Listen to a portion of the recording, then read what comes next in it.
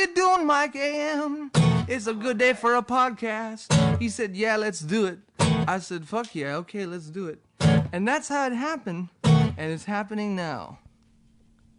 Welcome to another episode of the Michael AM Radio Show. We got a full house. We got Eric, we got Stilton, we got our guest of honor, Marcone. Well, thank you.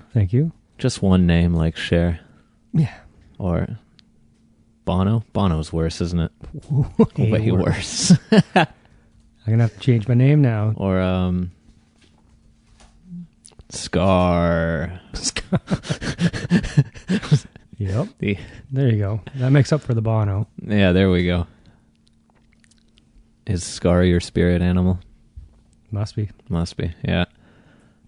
You're a producer, recording engineer, live sound technician, owner, operator of Halo Music Hamilton. What? Mm-hmm. Yeah. Anything you want to add to that? You know, all those things. That's things. You know, that's kind of sums Just again. up generally what I do. You know, a dad. That's a thing as well. You know, I just I like music. I like anything creative, anything that has to do with getting people to enjoy themselves. You know, that gets me going. What's something I don't know about you? What's a fun Marcone fact? Fun Marcone fact. That I used to DJ. Oh, I know that.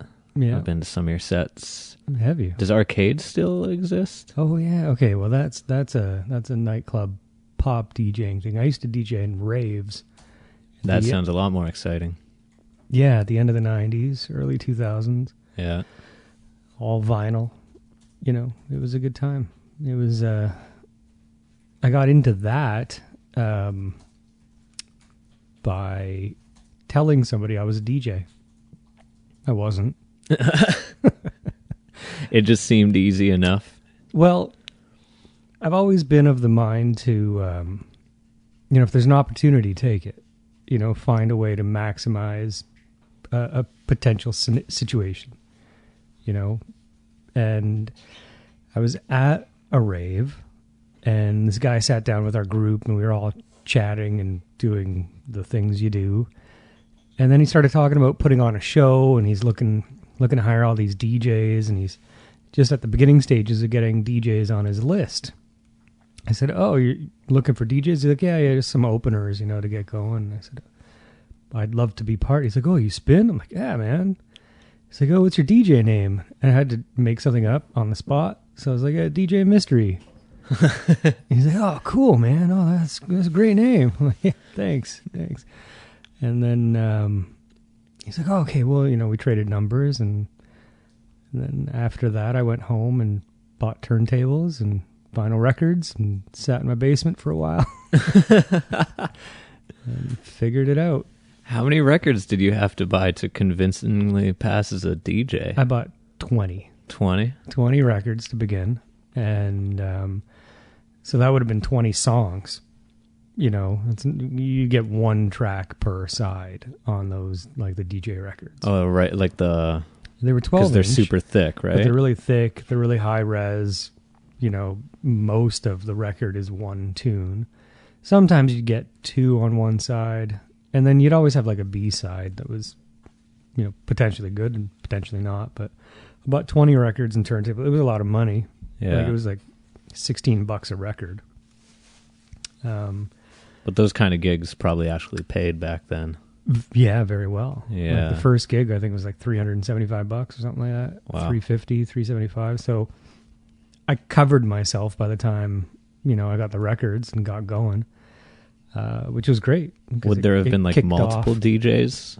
Yeah, I only played for like 40 minutes. Oh, okay. So you got by with those 20 songs. You just... Yeah, well, by the time it came to the show time, I had a buddy that gave me a couple extra records and did my thing. I'm assuming the set was atrocious because I wasn't that good at the time. Good enough, but not good, you know. And I also heavily under the influence of, late 90s, early 2000s party favors. So, I remember getting there. I remember setting up, and I remember the first track. What was it? It was System F. Oh. Yeah. By who? Well, that was who it's by. The song was Out of the Blue. Interesting. Yeah. It's a trance song.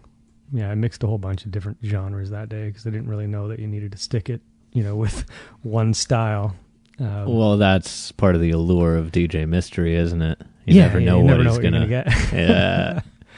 Then I went on to actually spinning at big shows by the time, everything was all said and done.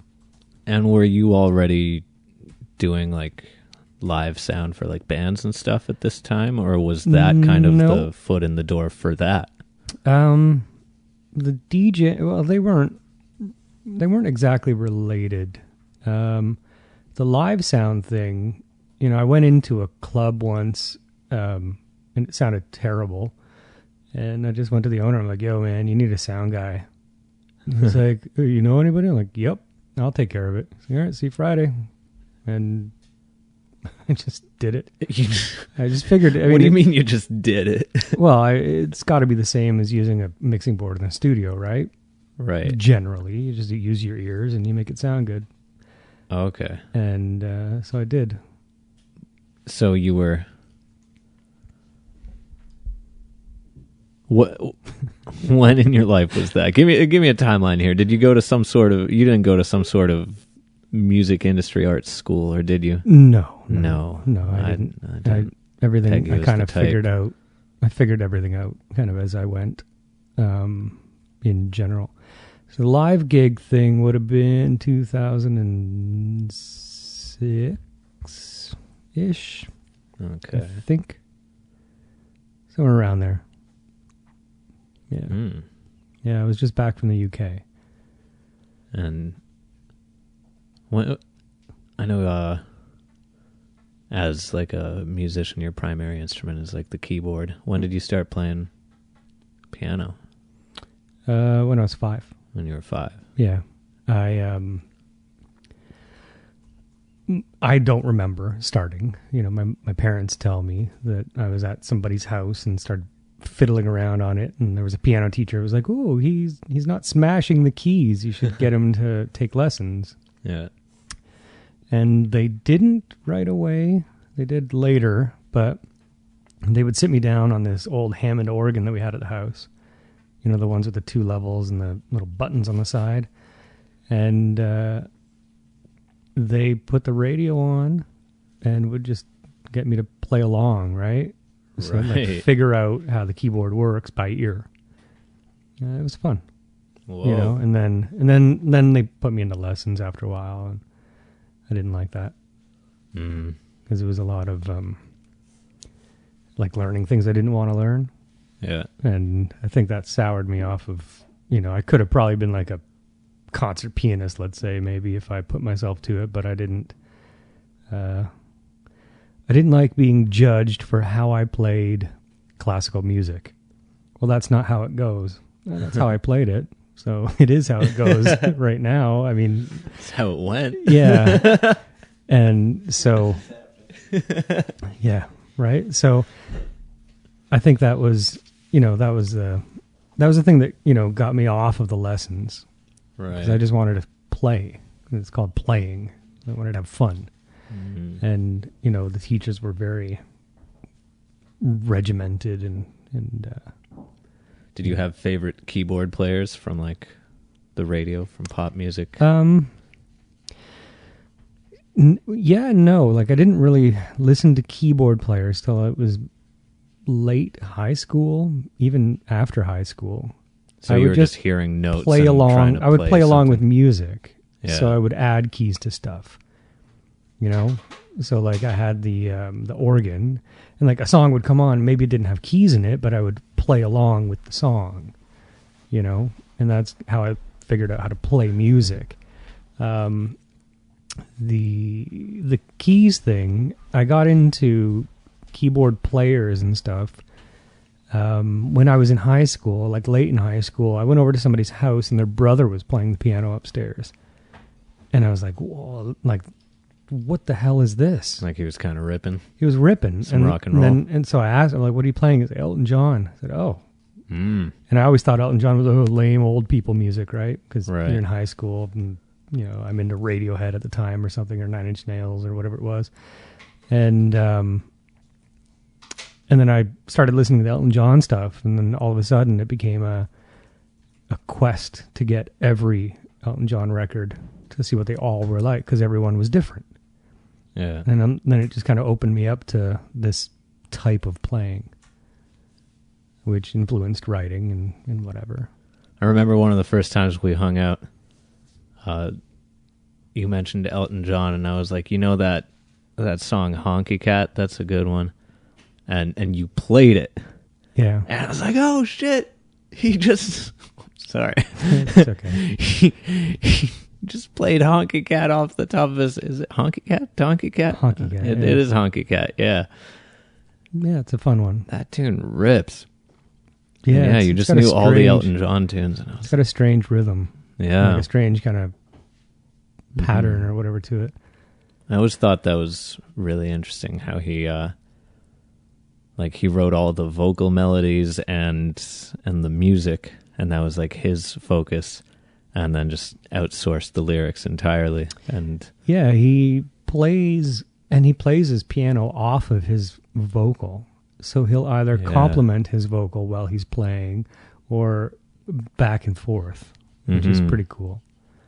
You know, it's really good. Like a wicked guitar player would do or whatever, right? yeah. But he does on the keys, which is, you know, very cool.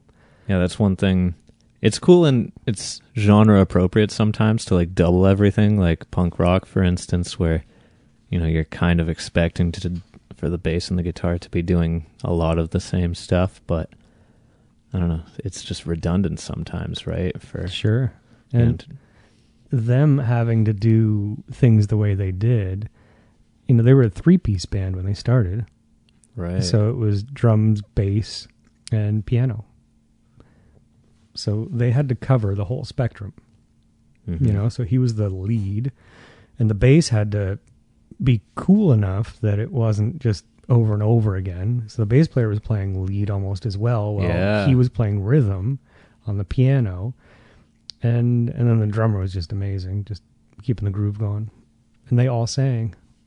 So it was cool. It was a good thing. It was great to get into because it's something I'd never heard at the time. You know, I was listening to, like I said, like Nine Inch Nails and Radiohead and all that stuff. And then And Prince. I was into a lot of Prince back then too. Prince is super cool. Mm. When did you were you a founding member of Apollo's Down? Nope. No, you just I ended up stumbled in that. into it. They came into a studio that I was working at called Mastermind. A really strange place. It was in a house for a while. Good people working there. The guy that ran it was a interesting fella. But they were in making their EP. I don't even know how they found the place because they were from Guelph.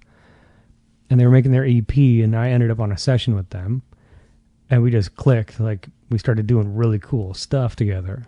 And then I started adding a little bit of keys and stuff to their record. And then they wanted me to produce the record.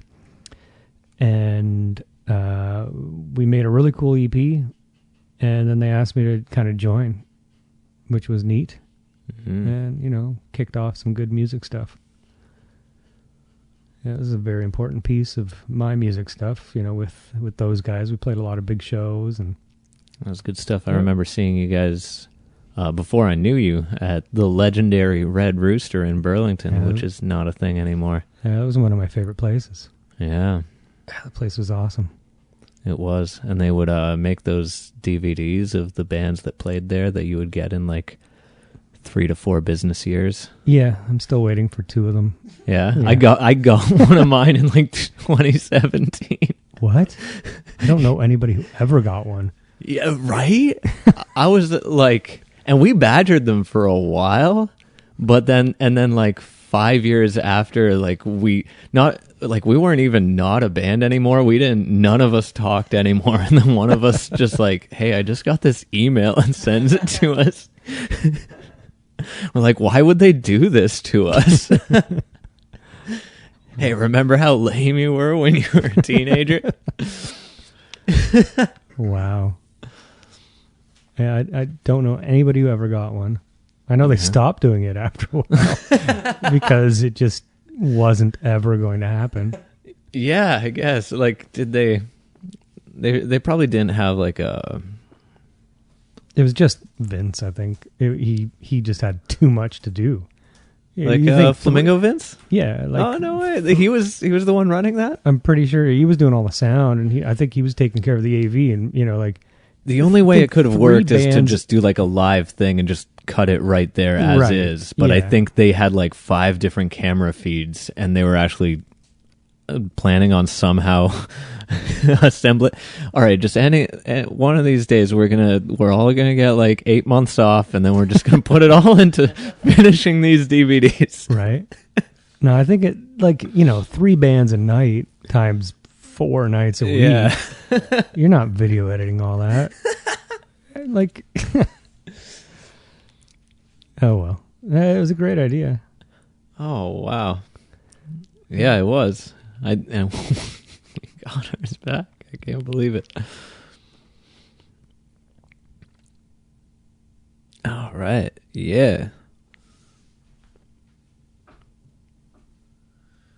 So we didn't do a thing. I watched you do a thing at Bong Mansion over there.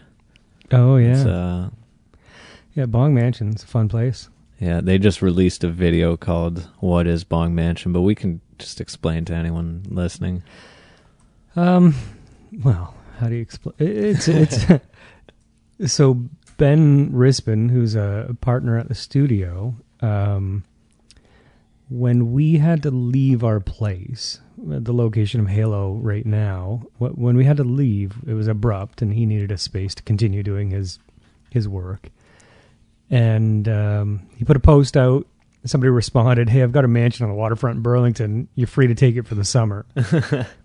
And I saw that, and I'm like, "Who's this joker?" Okay, and then somebody, it turned out to be legit. Yeah, one of their friends had a mansion on the water, and it's being torn down in the fall, so that they could rebuild the property and put on a new building.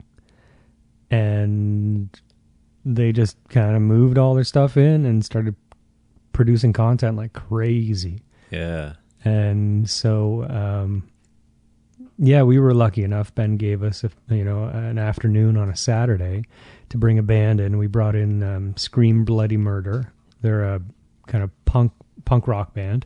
From Kitchener? From Kitchener, yeah. And they have, from what I hear out of them, there's this early Metallica,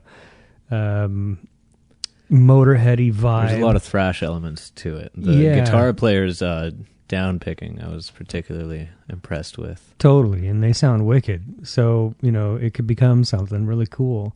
So they tracked beds, and we used the entrance in the front room of the mansion for drums, and the pool room, because there's an indoor pool room, because you need that. Part, how you got the guitar We tones. put guitars in there, and we mic'd up the guitar cab, and then had some distant mics so we could have some really cool large guitar sounds. You had the most interesting is the omnidirectional mic in the deep end of the empty pool. Yeah. So there was an omni mic in the deep end of the pool, and then a couple cardioids. I can't remember what we had them in, but they were out on the sides of the pool up on the deck.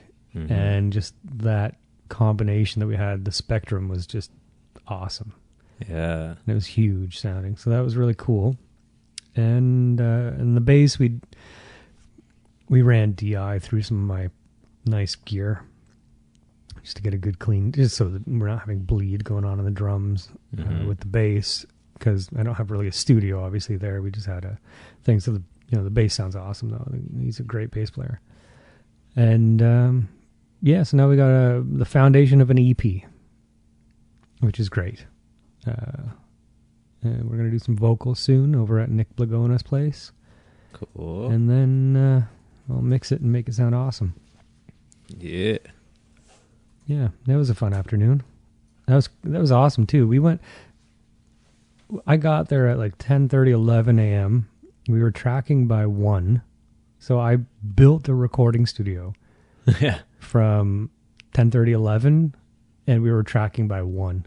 I mean, you brought everything. Everything. There was nothing like table, monitors, computer, preamps, interface, power system, microphones, mic stands, a whole band's worth of recording. And then we were done tracking and packed up within an hour of finishing tracking so that a video shoot could continue right after us.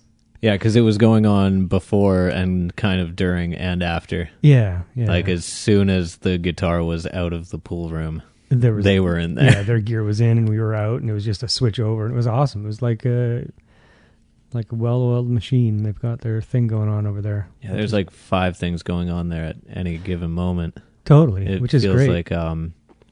It feels like that house in Fight Club, where they all just move in, and I'm a little scared when they go tear it down if anyone's going to get too attached and just chain themselves to the front porch. Oh man, you don't know where I've been, Lou. Oh man, I wonder if Jake's going to tie himself to the building. If it's anyone, it's definitely Jake. Yeah. Jake, he's a great dude. Yeah. Jason Momoa. Yeah. Rules. Yeah, we just put out the Rules tune. Is it? That's the single, right? Yeah, Bridges. Yeah. That's pretty rocking. Mm-hmm. Yeah, they're a wicked band. That was a fun time. Tracked that live off the floor. Yeah. With the band in the same room all together. And that was the whole EP kind of bleeds into, like, all the songs run into one another. And they did that as a continuous take. Yeah. It's like 21, 25 minutes? 38 minutes. They played it start to finish, nonstop, twice. Yeah. And I got to pick which version to use. Wow. And that's what I had. It was a thing. Yeah, that was a feat, as far as wondering, am I going to end up with the right stuff? But they're such good players that they just ripped it.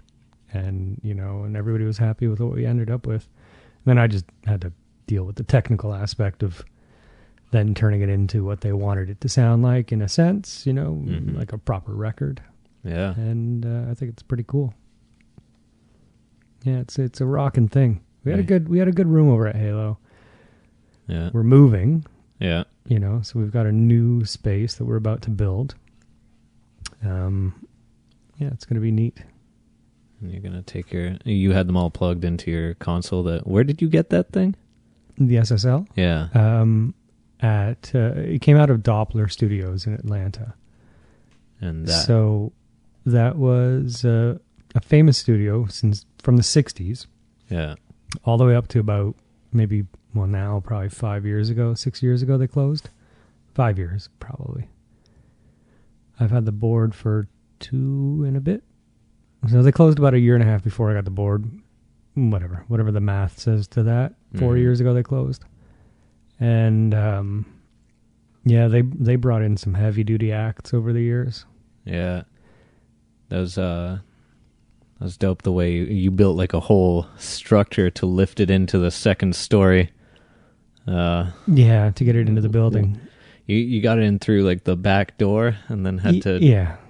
You took it behind the St. Hollywood, right? And you built like this giant ramp. From an alleyway. How many people did that take? There were 7 of us. So how do you feel about the construction of the pyramids? I could do it. You could do it? Well, yeah, now I could. Yeah. Like, so if someone like in a bar, at a rave asks you, hey, can you build a pyramid for me?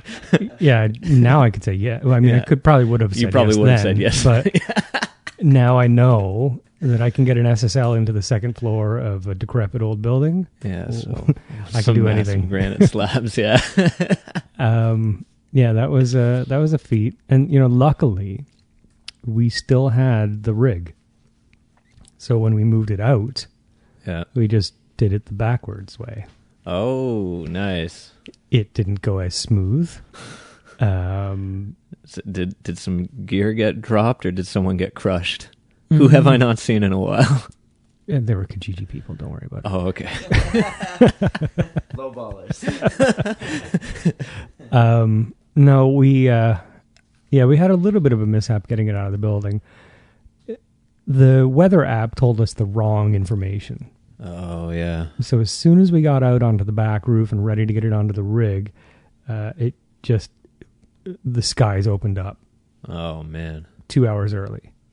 And it just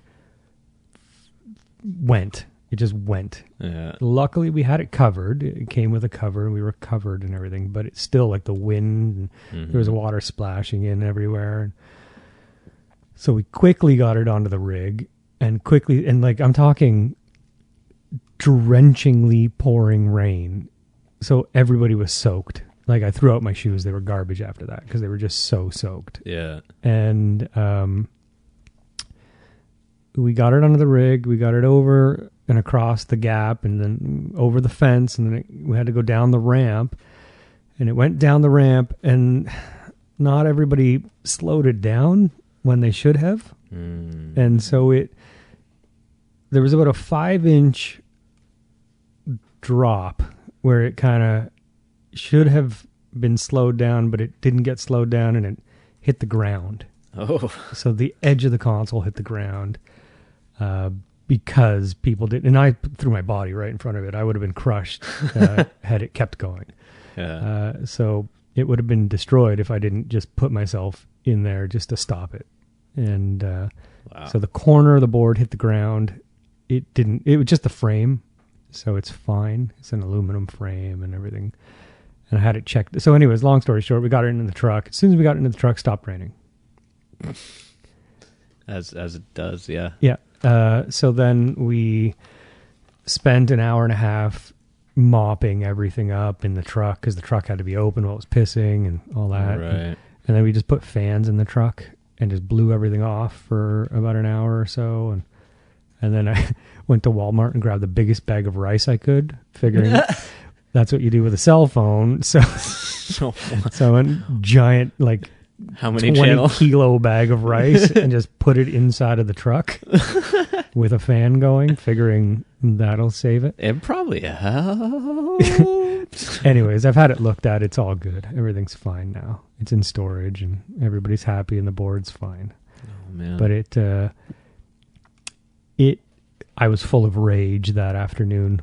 Had I seen the wrong person in the street, I probably would have just started a fight because I was just like so angry that we were being forced out of the building unnecessarily at the time. And then we got stuck in the rain because of the timing that they made us.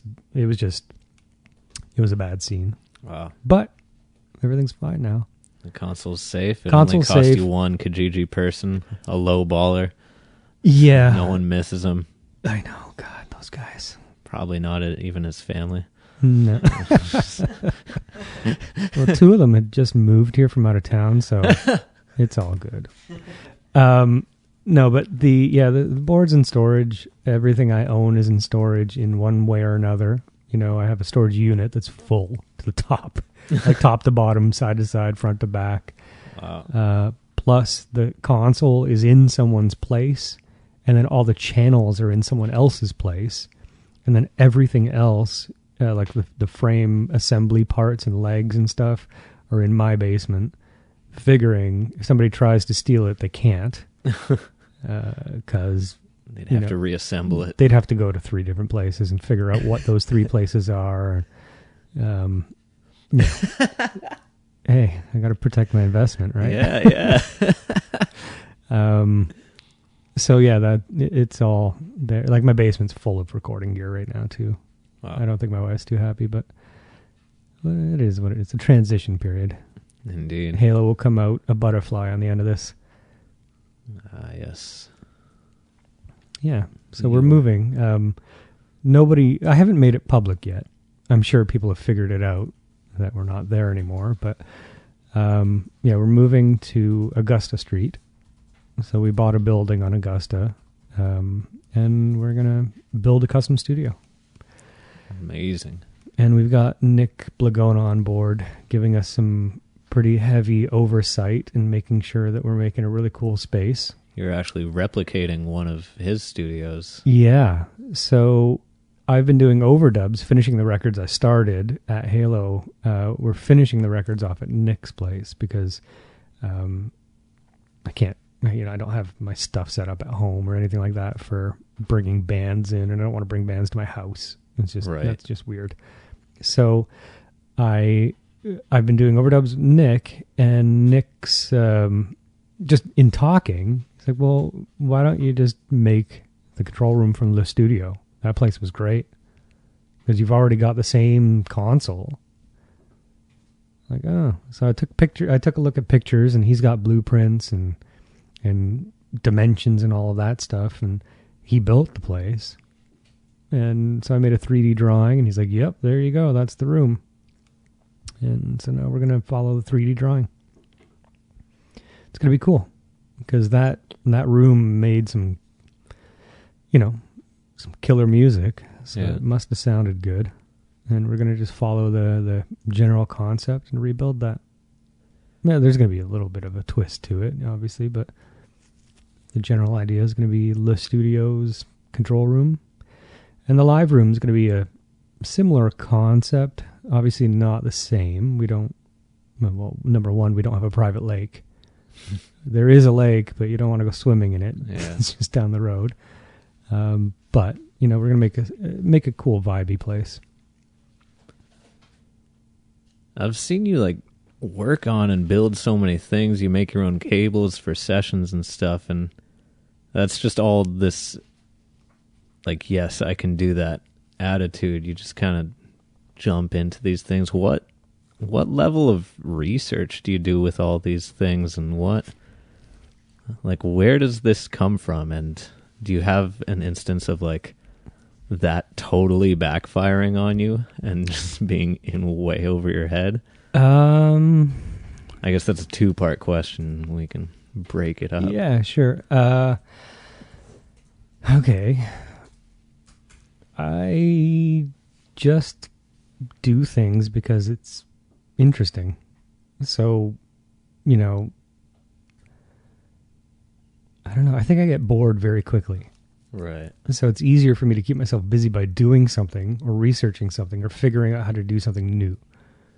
And then that way I can, A, do it again if I need to. So repair a gear. Yeah. Or B, just keep myself busy so I don't drive other people crazy. Because, that'd probably be the case if I wasn't building stuff and repairing stuff myself, right? Mm-hmm. I'd just be bored and wandering around looking for something to do. I research, by, I use Google as much as possible. Back in the day, and still to this day, I talk to people, and I don't milk somebody for information. I just more so say, hey, look, if I pay you to fix this piece of gear, you got to show me how you're doing it, right? Mm-hmm. And most people will be like, yeah, cool, no problem. Here you go. This is this and this and this is why. Yeah. Great. And now I know. That way it becomes something beneficial to me by getting work done rather than just getting work done. Paying somebody to do a job and then if I ever have to do it again, I haven't learned anything from it. Right. So if there's something I don't know how to do, I'll bring somebody in and I'll have them teach me how to do it. And I'll pay them for their time or whatever. Our tape calibration guy, or my SSL calibration guy, Roger Ginsley, he's been doing it since the 60s. Mm-hmm. He knows these machines inside and out. I bring him in and I pay him whatever he asks because he's the guy. And then he, along the way, he tells me why he's doing what he's doing and shows me generally how. Well, obviously, I'm not a tape calibration guy yet. But there's these little blanks that you can fill in, and when something little goes wrong, or exactly, you need something, I know how the machine works. That. I know how the machine works more than most people now. Mm-hmm. So now I can kind of handle if something goes wrong, it's not going to be an issue. right? I can maintain my session. If channel 15 goes down on the tape machine, I can fix it. Right. Right. So, that's kind of why I've done that, so that I can kind of get through, and it keeps my head going. My head, like, it goes too fast. There's too much going on. So it gives me an outlet to burn the steam. Right. What was the other part of the question? Oh, has that attitude of yes, I can do this ever? Has it ever backfired? No, and yes. So it's not backfired by trying to do the thing. It's backfired by not making sure I'm taking every step correctly. So sometimes I get frustrated. And like let's explain the SSL thing, for example. Yeah. So I designed the SSL rig to get it into the building while I was driving home from picking it up in Atlanta. I was driving it back, and the whole drive, the 14 or 15 hour drive, my head was just putting together, assembling parts to figure out how to get into the building the easiest way. Yeah. And that's how I make my designs, or that's how I build things, or whatever I do. I just do it in my head and then make it. On the way out of the building, I skipped a step, and I knowingly did it, but there was something in my brain that just said, whatever, it's fine. And that's why the SSL hit the ground. I had originally put a stop plate at the front of the rig and had the SSL sit against it so that if it slid forward, it wouldn't go past a stop plate. On the way out of the building, it was pissing rain. I was angry, and I rushed through it. I said, that's fine. It's strapped down enough. Right. But it wasn't. 480 pounds going down a ramp. Straps aren't going to stop it from moving 5 inches. They'll allow it to move 5 inches, and it's going to hit the ground, and that's what happened. So when I skip steps and I rush, that's when things go wrong.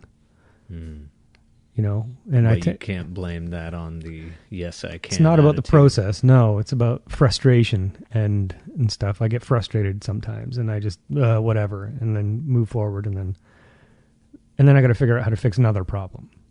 Yeah. But then I figure, whatever, I can always fix the problem. So what's the problem? It's a bad thing.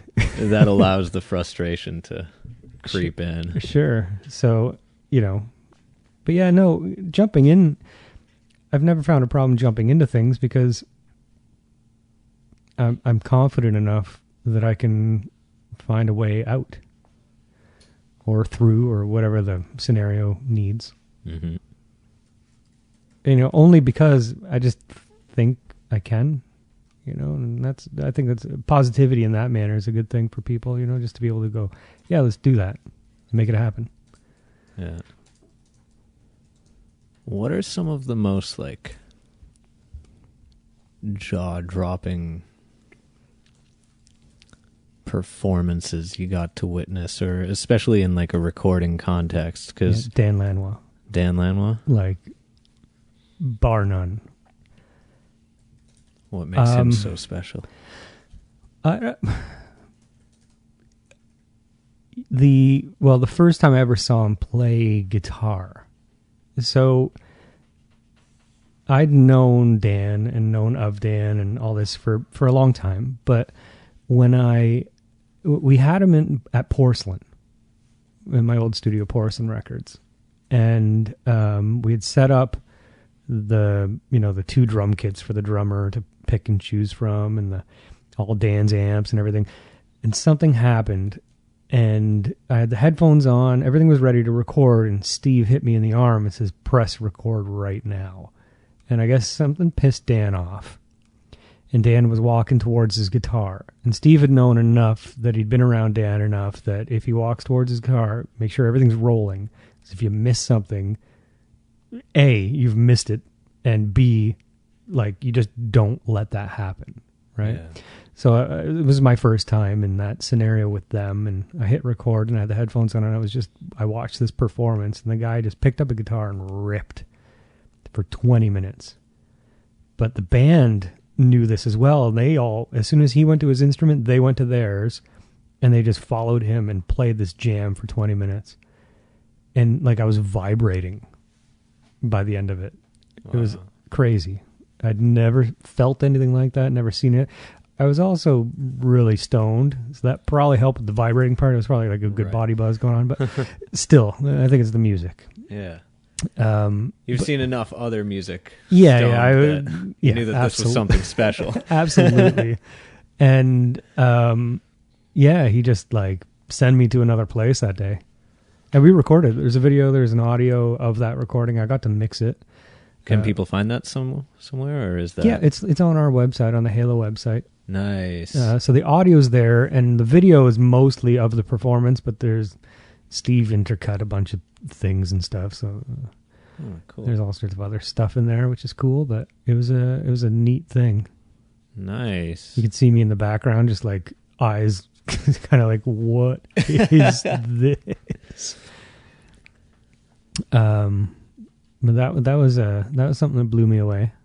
That and like there was a couple other acts that I got to record over the years. They didn't blow me away. I was just like, holy crap! I'm really proud to be witnessing this and part of this. You know, something like a band called Combo Royale. They're like a New Orleans jazzy kind of thing. You know, there's like I think 13 of them. Whoa. And we put them all in the same room on stage together and recorded them live off the floor. That was a crazy one. That sounded great too. A lot of horns. Yeah, there was a couple horn players. There was a washboard guy, a banjo guy, a piano guy, a couple vocalists, a fiddle of some sort maybe. I don't remember off the top of my head everything, but it was a heavy load of people. They were great. You know, that was a really cool experience. You were about to say another one. Yeah, I'm just thinking about, like, you know, the funny thing is, I've recorded so many acts that, like, I'll go through my old hard drives just to back up or make sure everything's backed up and go, oh yeah, that.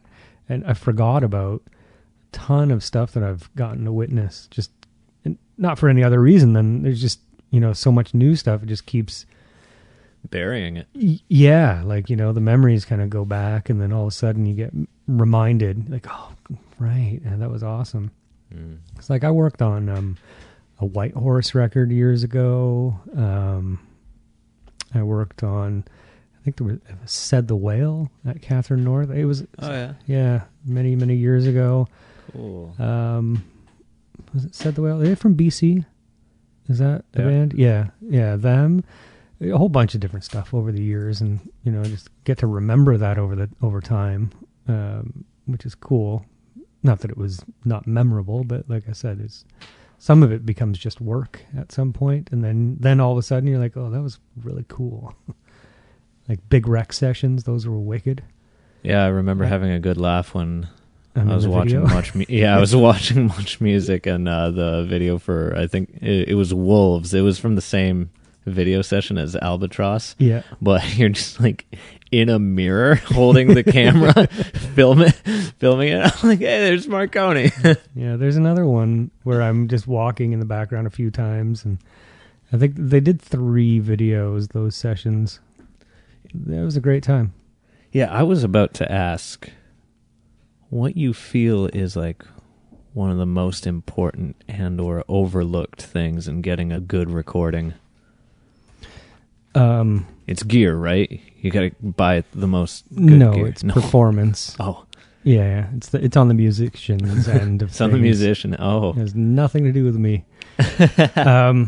Well, sorry. The most important piece has nothing to do with me. The band has to play. Yeah.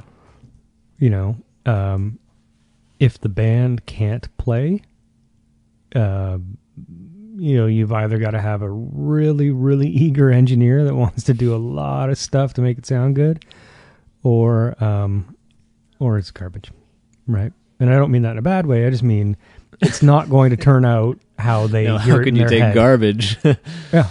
I talk very blunt. Any way but positive. Yeah, it's a positive type of garbage. It's a learning experience. I'm only happy when it rains. There you go. So, no, like, the band comes in, they're going to hear it in their head a certain way. They're going to deliver what they deliver. Mm-hmm. And sometimes there's a very big gap between what they hear and what they've given you, right? What they expect and what they've handed over. I personally will send a band home until they're ready. Yeah. And I do that a lot, as far as when bands want to record, I make them come in and perform for me. Mm-hmm. Show me what you got. Show me what you're doing. Show me what you're up to and where you are. And then I go, okay, great. Drums, you're solid. Go home. Bass player, you're not playing right. Your intonation's off, or your timing, or you're not listening to the kick drum, or whatever the notes are. Guitars, whatever. Everything gets kind of a note. And then I bring them back, and then they play again. And if they've made improvements, great, and I give them more notes, or whatever the situation is. But I make sure people are ready to record before they come in. I don't like to record drums and then bass and then guitar, and then my philosophy is you don't do that on stage. Why would you do that in the studio? It's up to the engineer to make sure it sounds like how they want to, but they need to perform with a vibe and live enough, right? Could you imagine if people did that on stage? Okay, the drummer's going to put his part. Wait till you hear the bass part, though. It's going to really groove with it.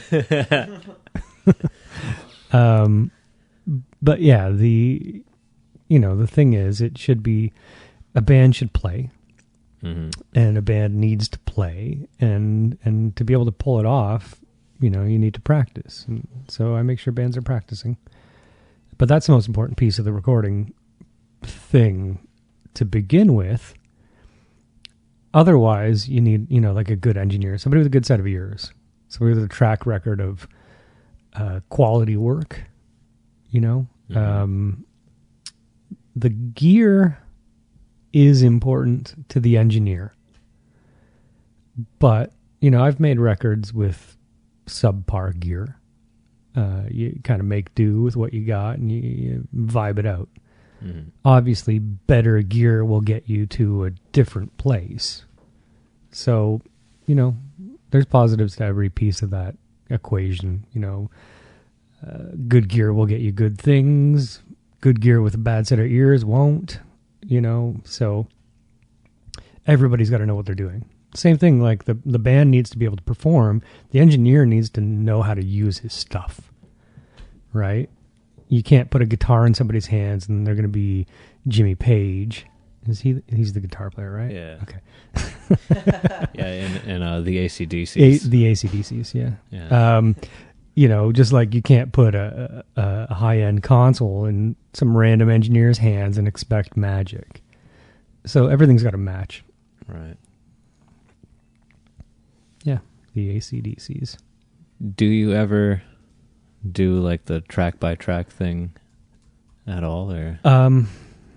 Because I know you're like a fan of Nine Inch Nails, who obviously, like, when he was doing that stuff all by himself, that was the only way to do that, right? Yeah, totally. There's a time and a place for something of that type. But if a band comes in, like Nine Inch Nails, that was Trent Reznor. Yeah. Right. So he had to do what he had to do. I don't think he records as a band anyways now, even though he has a band and he does he has his vision in his head. Yeah, that's a thing. It's almost like he's painting something. Sure. Yeah. And he's creating and he's sculpting and he's doing whatever he's doing. But 90% of the time I get a band coming in off the street wanting to rock the world. Right? Yeah. You're not going to do that by laying down your drums and then, if you can't perform as a band. So if they really want to do drums to a click and just drums straight up and then add and add, I still make sure they can perform, because, it'll be an experiment in futility to do it for a band who can't perform, because what are they going to do when they have to go play live? Right. Right? So either way. I've done it, drums and then bass, then guitars and whatever. Doesn't mean it's a bad thing. I just prefer having a band performing. Even if we scrap the drums and the bass and redo them after, at least the drummer played to a band, right? And then he's got that, he can put dynamics in. Yeah. Right? Whereas you got a click track, you can't put dynamics to a click track unless you're brilliant, really. Like, you have to be very good to be able to kind of vibe with nothing. Yeah. So Stuart Copeland famously can't play with the click track, and they make him like these custom like shaker beats. So someone will make like a scratch track of percussion to a click track, and then he records to that. Yeah, and I do that a lot with 808s. So I'll take my 808 and I'll play the 808 as the click track, and then send it to the drummer. So he's got a rhythm. Something to play to that's not this boop, boop, beep, boop, beep, boop. Yeah. If a drummer can play to the click, awesome. You get that beep, boop thing all day long. But if a drummer can't, then I'll use the 808 and run it, back. And then, then they got something to groove to along with the band or a little rhythmic thing. And sometimes that leads to cool ideas. Like you'll get this rhythmic track playing in the background and the band plays to it. And then there's like a break where they're playing a break, but the rhythm track actually sounds kind of cool. Well, we'll leave it in during the and pre-chorus. Then you're like, oh yeah, leave that in. And then, you just chop it out for the rest of the thing. And you've got this thing that wouldn't have happened. That's cool. So there's benefits to experimenting and playing around.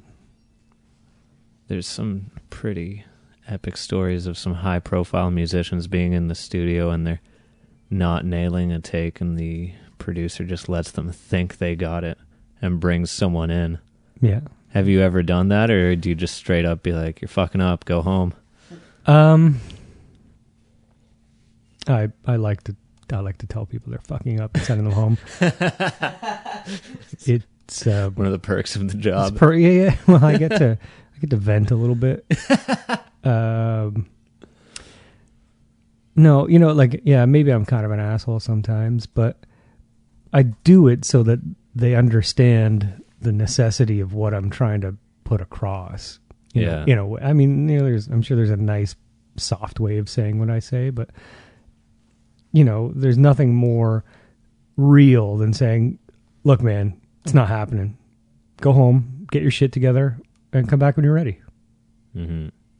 That, sorry, you can't do it right now.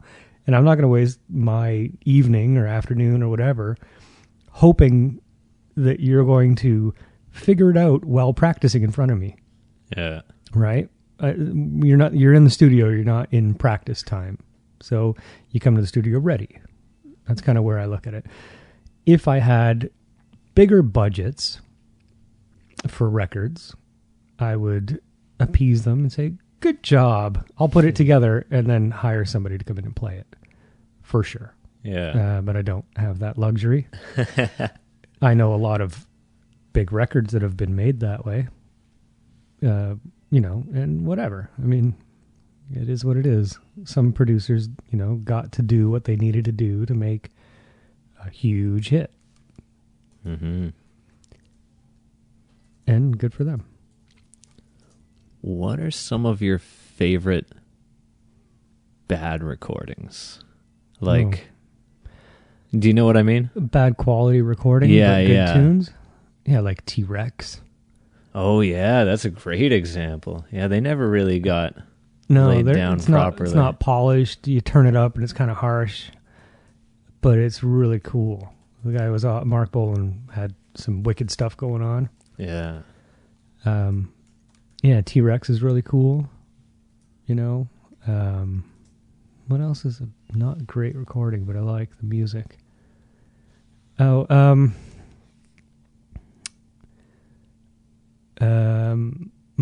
Gretsch, Open Heart Zoo.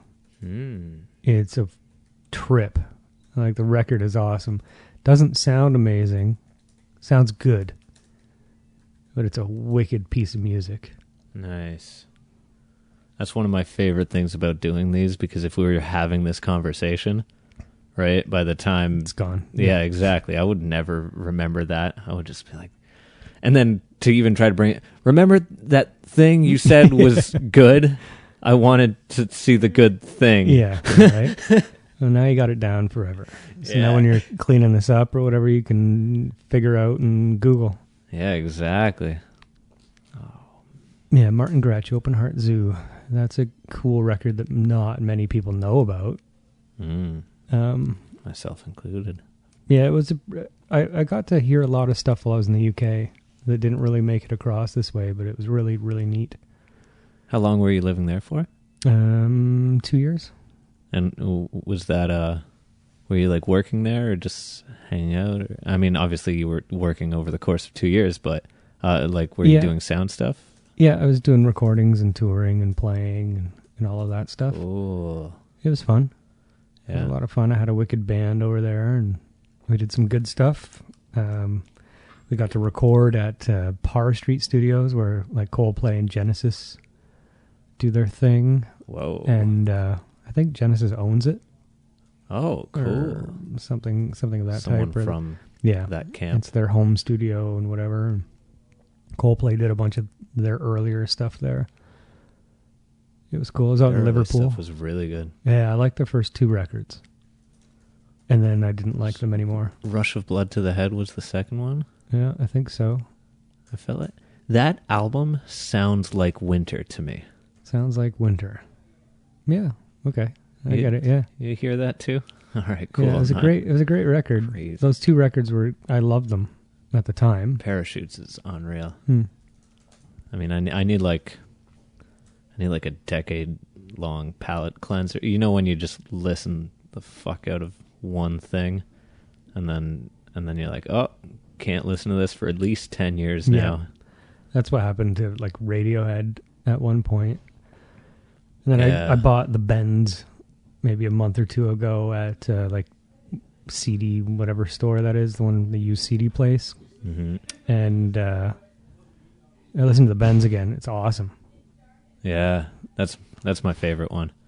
I like the songs. Shoot me. You know, one of the, strangely enough, a strong memory I have from high school is seeing and getting OK Computer handed to me for the first time. I don't even know why. Yeah. But this memory, somebody was like, yo, check this out. And somebody handed it to me. And in my mind, there's this image of my hands holding the CD and going, whoa. And then listening to it, obviously, that afternoon or whatever. And it was like my memory's going, yeah, that's a moment where everything was different after. Because that record was crazy. I envy you. I envy you for that. Yeah, it was in the gym at Aldershot High School. That's amazing that you remember it. Yeah, I don't know why. It just didn't go away. The thing, yeah. I'm jealous because I have that exact thing, except it was American Idiot Muppets by Disco? Green Day. That would have been hipper. The Green Day, sorry, you said? Yeah, American Idiot. You know what? Which I'm going to stand by that. That is a legendary rock opera that's going down in history. And even as a guitar teacher, it's weird that like there's not new shit. Like kids are being like, "Can you teach me American Idiot?" It's like I'm like, don't you have your thing? Like, I want to see what your thing is. And they're just like, oh, Jesus of Suburbia, yeah. And I think I heard that record the first time on the way to a cottage in my brother's friend's Jeep. What do you think of it? Pretty sure it was that record. Almost positive. It was a Green Day record. It had just come out. It's the white hand holding a heart-shaped grenade. I was just in the back seat of the car, and they just put it on. They were all excited about it. It was cool. Yeah, it was great. Mm-hmm. I was a little older than, I don't know.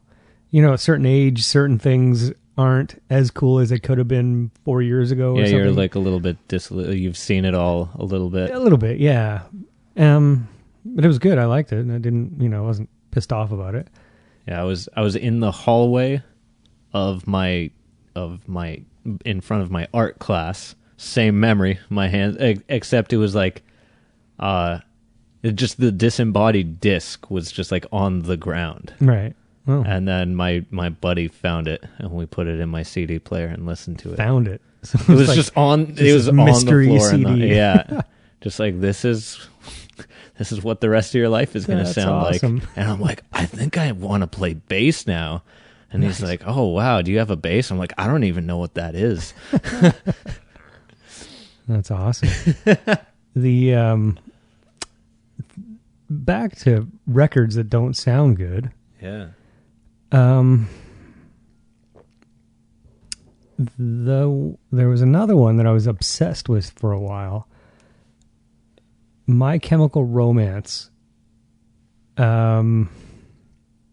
Which one's the one that they have? It's like an opera, like a Black rock. Parade sounds Black Parade. huge. Yeah, that one.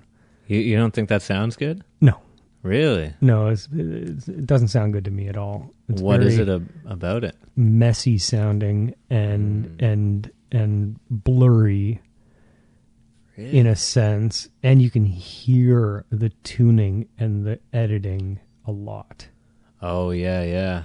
It's very poorly done, I think, or they rushed through it, or I don't know what it was, but you could hear all the warts as an engineer, like unacceptable amount. Yeah, yeah. But I loved it. I thought it was a great record. The music in that is really Yeah, it's awesome. outstanding. Yeah. And another record that really, really caught my ear after a bunch of years of not really enjoying music was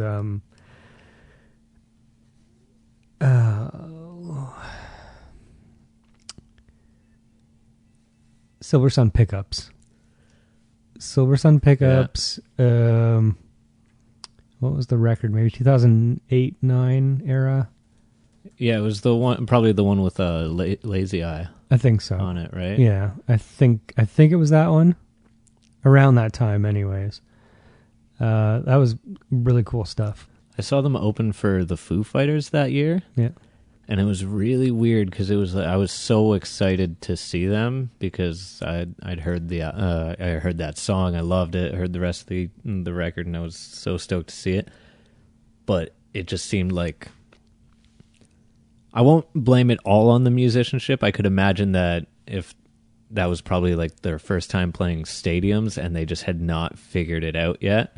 Right. You know, because I could see, but like the drums, which are so driving on the record, just seemed like all over the place.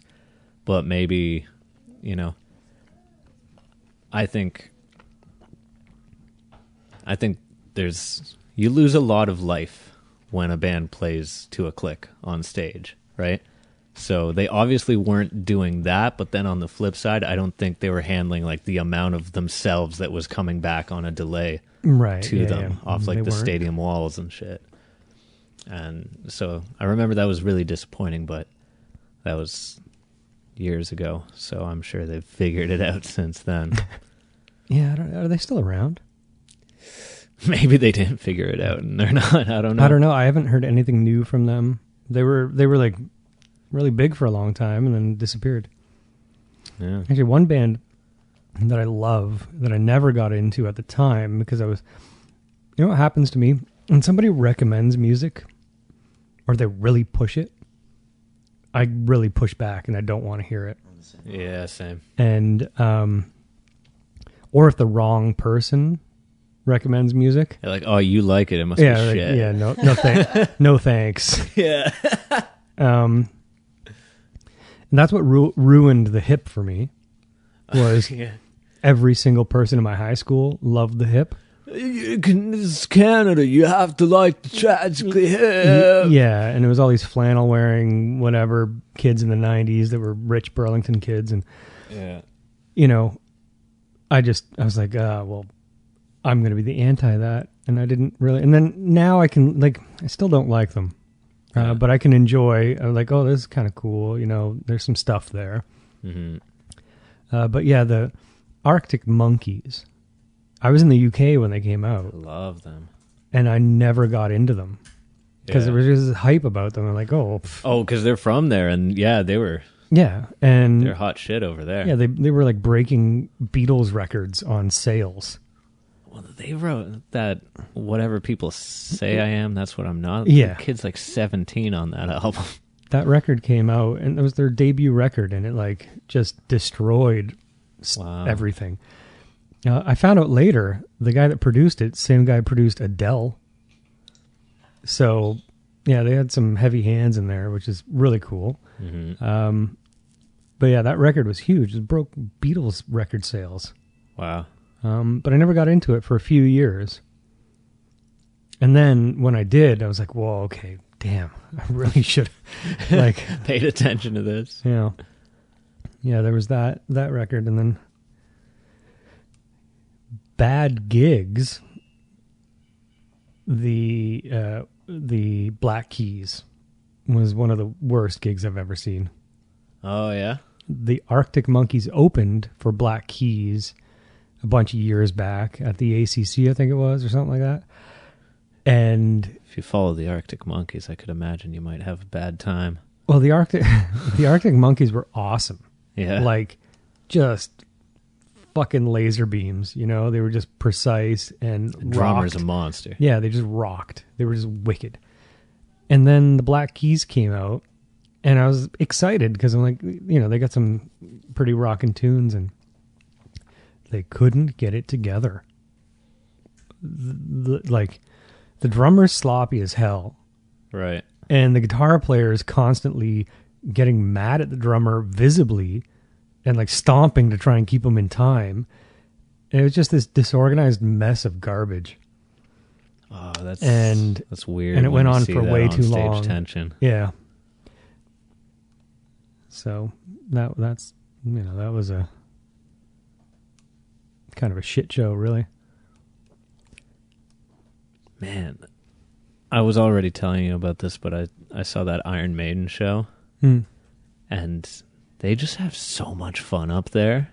It's like crazy. You'd think, like, it's not that I dislike production in like a stage show. It's just that I can see how it's sucking the fun out of it for everyone on stage. Sure, yeah. And it was so cool to see all that shit, but then underneath it all, or in front of it all, seeing like five friends The band just rocking going. and having a killer time. They're all Bruce Dickinson's like got all these, he's got a different costume on for every, but the rest of them are like, fuck this, we're wearing Iron Maiden shirts that we pulled out of the box, and we're not doing laundry on tour. Yeah, that's awesome. Yeah, no, it's great to see when, you know, when the show matches the performance and vice versa, you know, and you get that kind of vibe going on, because having a vibe is the key. Like, that's why the Black Keys show sucked, because they just didn't like each other. Yeah. And you're like, oh, okay, I'm going to watch a couple fight trying to play music. That's not cool. That's If what I want- it is, if I right? wanted That's like that, an awkward dinner party, right? Yeah, right? Dad gets too drunk and just gets weird.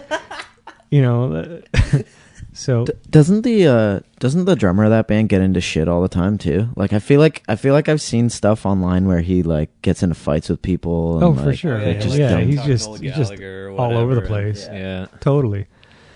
You know, so seeing the bands vibing is a pretty huge piece. You know, like I saw Live 8. Oh, cool. When I was in the UK. And that was pretty cool because I got to see Pink Floyd Yeah. perform as Pink Floyd for the last time ever and the first time in 30 years or whatever it was. Holy smokes. And that was just, you know, mind melting. So actually that goes on the list of mind blowing performances that I totally forgot of. You know, and that was cool. But then I think the Killers played that same day, and it just Yeah. there, you know, something missing there. Just for that performance. But I've seen other performances where they were good, and other performances where they were worse. Where the Killers were worse, or where the Killers. band was worse? No, the Killers. Oh, that's funny. I saw the Killers on like their very first tour, which is a weird situation for a band that young to be in, to just like blow up, right? Because they just like they're playing like church basements and stuff, kind of like within their own states, and then they put this album out, and it's like a #1 hit instantly, and it's like you play stadiums now, and there's all this leveling up and experience that you would gain on the way to that, where it's not so weird to just like get up in front of 35,000 people every night. And I saw them on that Hot Fuss tour where it was their first time doing that, and I loved the energy. The drummer in that band actually was legitimately, his dad is like a band leader, composer type person, and he was playing legitimate gigs in Las Vegas from the time he was like 7 years old. Oh wow. But I just loved the energy. I know that I think like vocally it wasn't like what was on the record, but he was like really selling it. It's the vocals that's what threw me off. But the one thing I remember most is that it was the only real encore I ever saw, where they played all the songs and then they played an encore of like songs that they were going, and then like they turned the lights back on and everyone's just like, well, play more shit, and like the audience like bullied them into playing more songs, and they're like, we literally don't have any more songs, but you guys want to hear Mr. Brightside again? We're like, ah! And so they played a song again. Oh my God, that's awesome. Yeah, so that's got a special place in my heart. That would have been great to see. Watching live shows is a great thing, because it gets you inspired for things, and you get to see a different aspect of an album you love, or a different angle, or whatever. It's a cool thing. I don't get to see bigger shows much anymore because I just don't have the time, or I can't stay up late enough because kids or whatever. But I used, like, in the 90s, I used to go to like all these like small hockey arena shows, right? Where you'd see like I Mother Earth and Our Lady Peace on the same bill, and all these Canadian rock bands, right? And they were like, it's kind of like medium-sized venue, which was awesome, like general admission, ice rink, and then some seating all around. And that stuff was really fun, seeing stuff like that, or like bands playing at what was the club in Toronto that was attached to the government? The Warehouse. Cool House. Yeah, it was the Warehouse, I think, at one point. Yeah. It became the Cool House. Then it became one more thing before it stopped being a thing. Yeah, I got to see a bunch of acts play at like, that was a great venue. Venues like that. And it's just all standing room. Yeah, it was a great time. I think, I Mother Earth was one of the bands there. And then there were shows at like the Arrow Hall International Center. Right. I got to see where like Rammstein and Orgy and Korn and all those things in like these medium-sized places. Those were awesome. Arrow Hall is a weird room because it's just so not built for that. Yeah, I know. So it's like you can stand right up where the sound guy is and everything sounds great, and then like you can go back to the merch booths and you're literally not even hearing music almost anymore. Yeah, it's such a weird venue. But yeah, seeing cool shows in those kind of places was a lot of fun. I don't know if there's any of those venues around anymore though, of that size. Yeah, it's like a strange time right now. It is. What do you think? How can we help that? What? I mean, it's just like Netflix is too good. Is that the problem? Netflix. What? Yeah. Well, I mean, I think the places are running out of real estate, really. That's what's happening. They're just crushing the places to put up another soap shop or whatever. Mm-hmm.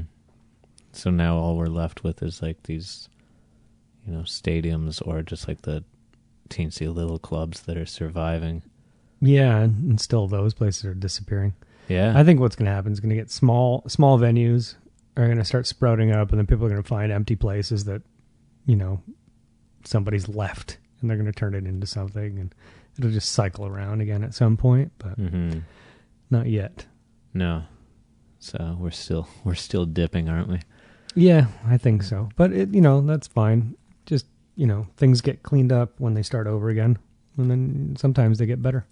Eric and I were actually talking on the last one. Sometimes we'll just do one where we chat about the scene or music that we've heard or whatever, and we were just talking about how venues, a guy we know who's works doing sound was telling me that venues kind of stopped investing in all ages shows, and because they're like, well, you don't really buy alcohol here, so make more money. It's the stupidest mentality. Exactly, and now they're like reaping the benefits of that decision where there's not really anyone coming up behind this generation. But we just played an all ages show last week, which was really interesting. Where? The timing was just like, we just talked about Yeah, we talked about it, and then like the day after, I think. Where was it? It was at Absinthe. Oh, Absinthe, right. And Dude, yeah. So like the smart thing, like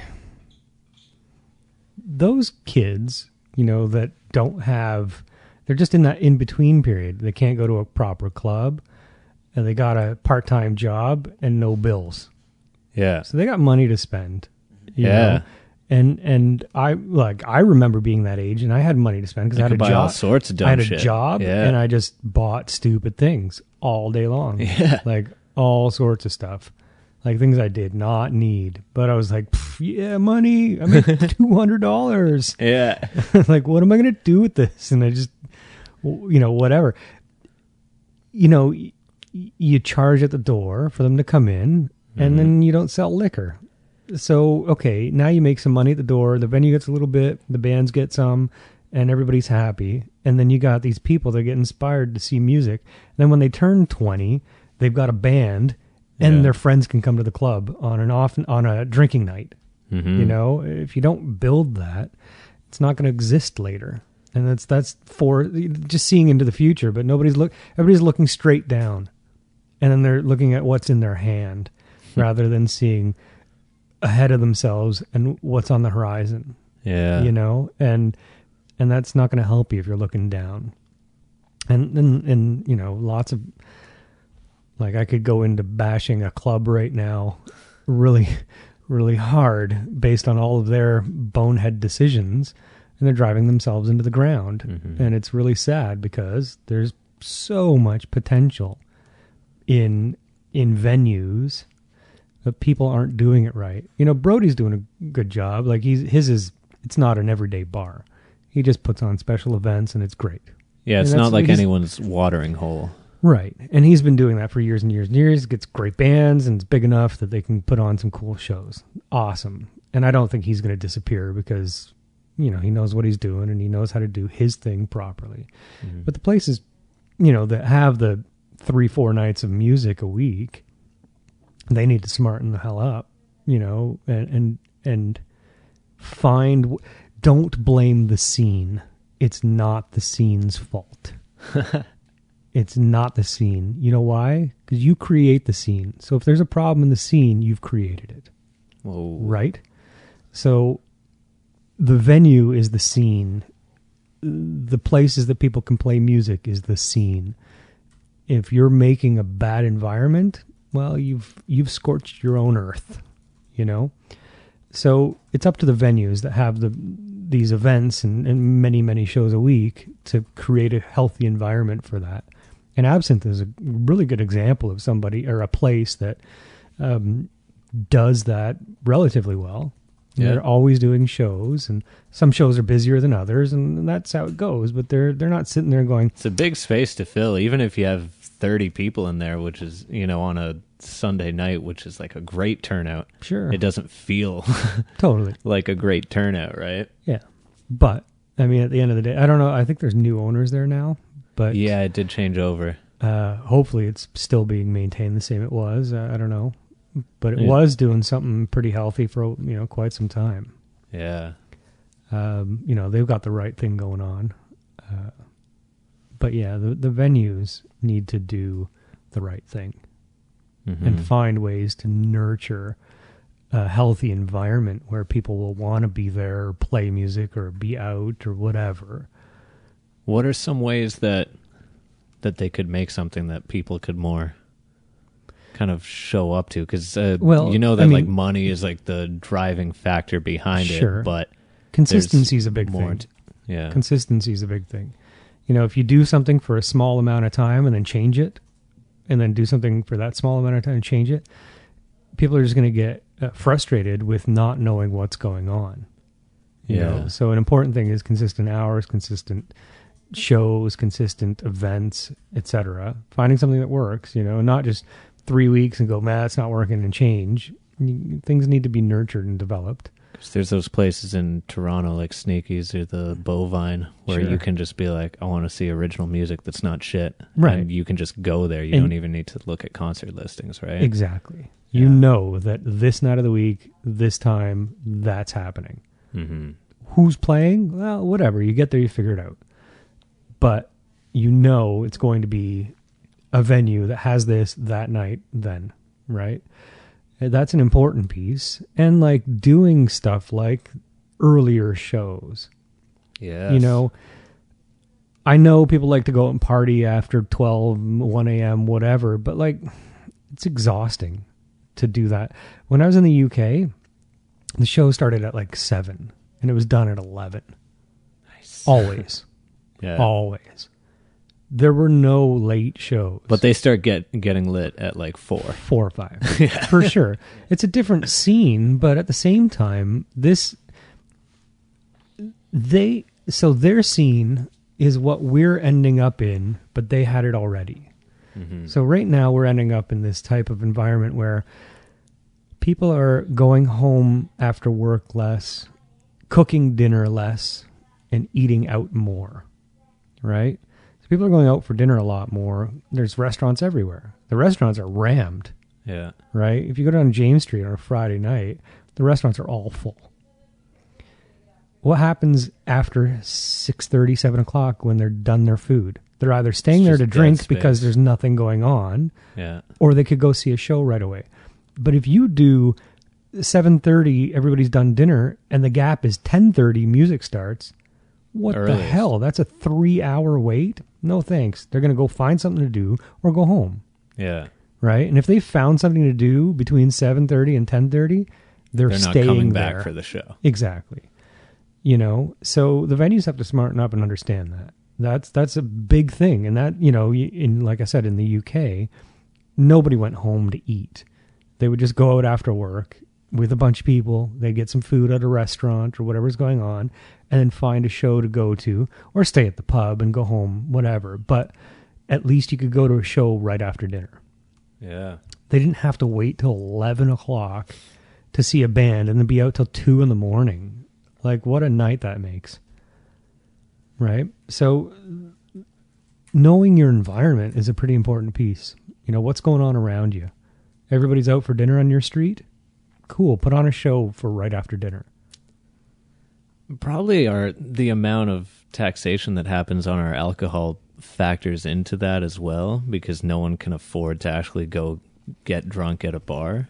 You don't get that in a lot of other countries, but in Ontario, liquor is like most of what you're paying for is just the tax, right? Yeah, totally. That sucks. So, I mean, boo-hoo. Yeah, that's a crap thing. Yeah. What do you think the artists can be doing and like the booking people, promoters? I don't know. I've been out of that scene for a long time. I guess so. So I don't know. Yeah, I mean, it's always hard to get people to shows because it's at 11 o'clock at night, Yeah. right? To start the opening act. So I don't know. I'm not certain how the bands can get people out to shows. I mean, have good music. That's a Yeah. surefire way to get people out to your show. Dang, genius. Why didn't I think of that? All music's good. If it makes you feel good, and if by making it you're happy, that's great. But you got to have something that people can dance to and vibe to get people out to a show. Mm-hmm. Yeah. That's weird. I might have brought this up on the show before, but whatever.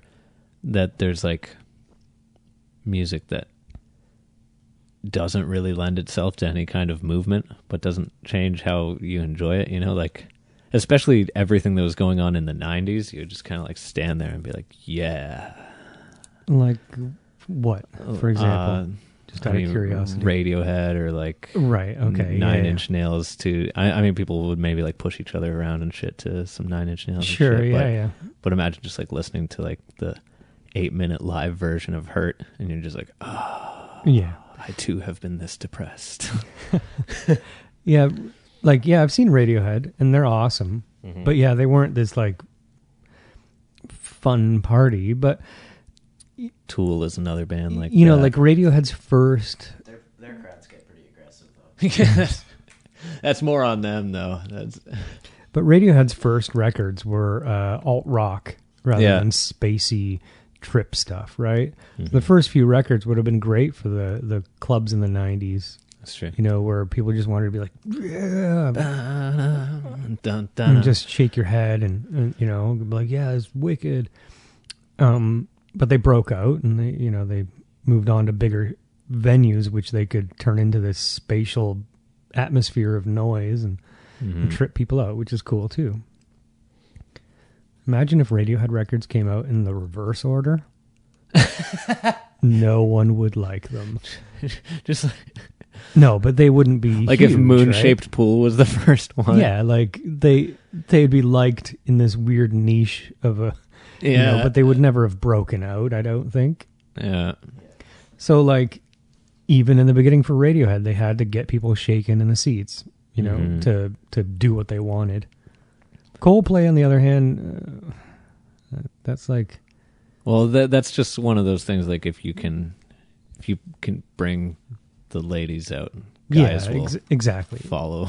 Absolutely. And that's an important piece, too, is making an environment welcome for women. You know, to have men come out.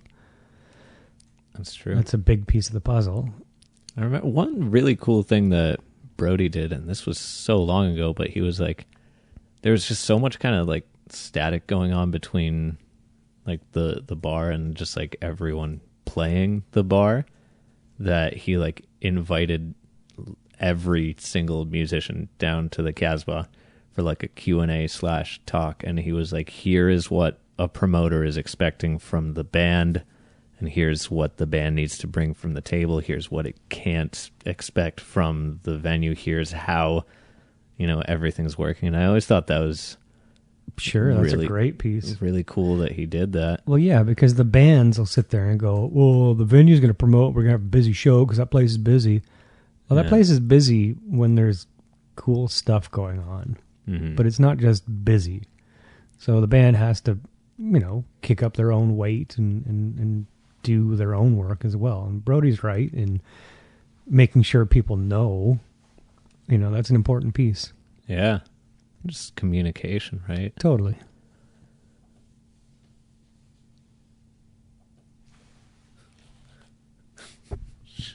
Should we get George in here? Sure. Hey, George. He probably doesn't want to come back because he's got the phone. Oh, yeah. George? You want to be on the podcast? Come here.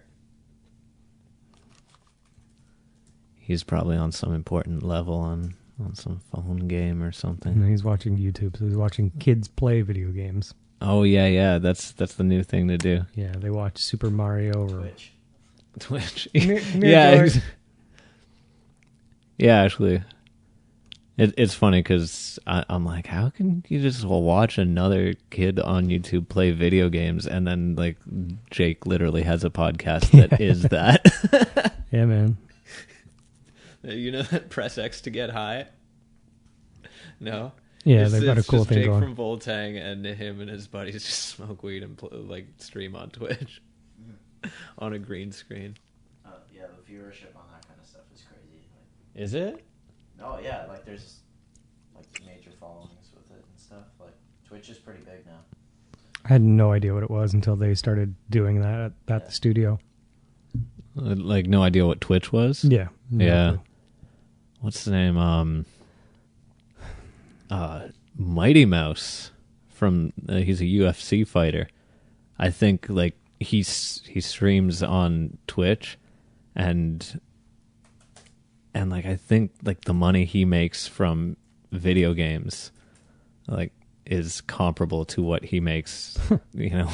Fighting. Yeah, exactly. Doing his real job. Yeah. So and another one of my one of my music students' dad was telling me about his friend's son who is 4, and he started like a YouTube account for him and just has him like overdubbing himself, like talking about video games.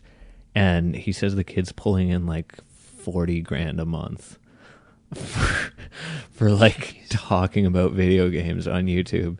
Like, I feel like I can't have a dumb enough idea in my head to make that much money. Do you know what I mean? Yeah. Like, I couldn't fathom doing that. Something like the Post-it note. Right. Or like a shoehorn. Hey, are you too fucking stupid to put your shoes on? yeah. And like, it's a genius idea, but you have to be an idiot to think of it. Absolutely. Like, I just don't even... That's not a problem I think I can solve. Yo, word. We gotta... Maybe if we like huff some glue or something like that, and we just leave the microphones running, and then we can come up with a couple $1 million ideas. Is your name Steven? No. No. Is it Stilton? No. Is Stilton the cat? No. No? What is the cat's name? No. The cat's name is No? No. My name is No. What's that song? Is your name Gregory? No. Am I getting closer?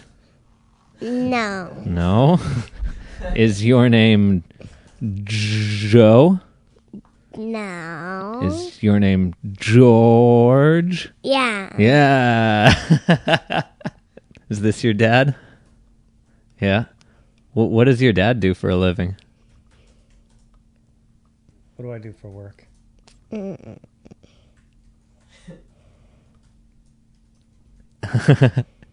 Does he do something like this with the microphones? Does he use a computer? Okay. Do I do maybe. music? You gotta Oh, say yes. he's You gotta not. say- Yes. Say it loud so that the microphone can hear you. Can you hear your voice in the microphone? Yeah, I can hear your voice. you can hear my voice. Ah, good. So your dad does music for a living, huh? Yep. And what do you do? Play video games? What's your favorite video game? Mario. Who do you like better, Mario or Bowser? Mm, Oh, tough choice, eh? both. Bowser? Both. Both. Oh, both. Okay, sorry, I misheard you there. Liberal choice. Everybody's cool. Yeah, you don't have to choose. They can all be your favorites. Actually, I built him an arcade system out of a Raspberry Pi. Like, I made a Raspberry Pi video game Yeah. arcade system with LCD screen, and I built a cabinet that's like a arcade cabinet. Whoa. It has like every system, every game, with like the joystick and Pac-Man. and the 6 buttons. Nice. Can you build me one of those? Yeah. Yeah. It's not Thanks. Yeah. All right, George already signed off that you're going to do it. hard. Wait a minute, you're gonna make me do the work? What? You're not gonna build it? I'm going to teach you. Yo, you're gonna teach me how to build it. All right, you're my There's kid. that level of confidence right there. Yeah, and he likes to play Mario World. He was coloring in some pictures of Bowser and Luigi, and he was asking for a a reference picture, I just see it here. and I was like, and I was like, that's you. Yeah, he wanted to make sure it's accurate and get it right. Yeah, Yeah. you did get it right. the Those colors. pictures look great, dude. He didn't even have a reference picture. I He just did know. that all by his head. Yeah, he's nodding. Good job, buddy. Here, can I get a picture of you guys? George is going to take a picture. Look.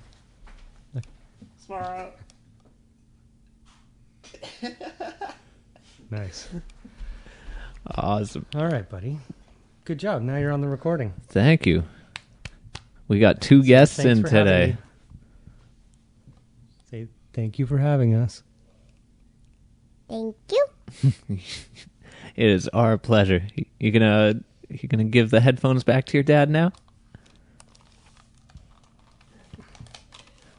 Thanks All for right. joining us, buddy. Okay, you can go and do whatever it is you do. See ya. See ya. Awesome.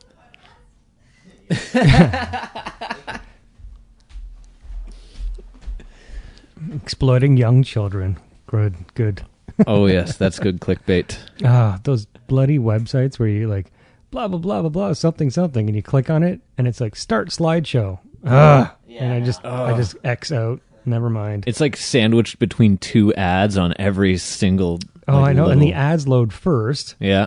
and then everything shuffles around until the visible part's like half a paragraph, and you got to click the next page, and the ads load again. Dude, I saw the greasiest thing from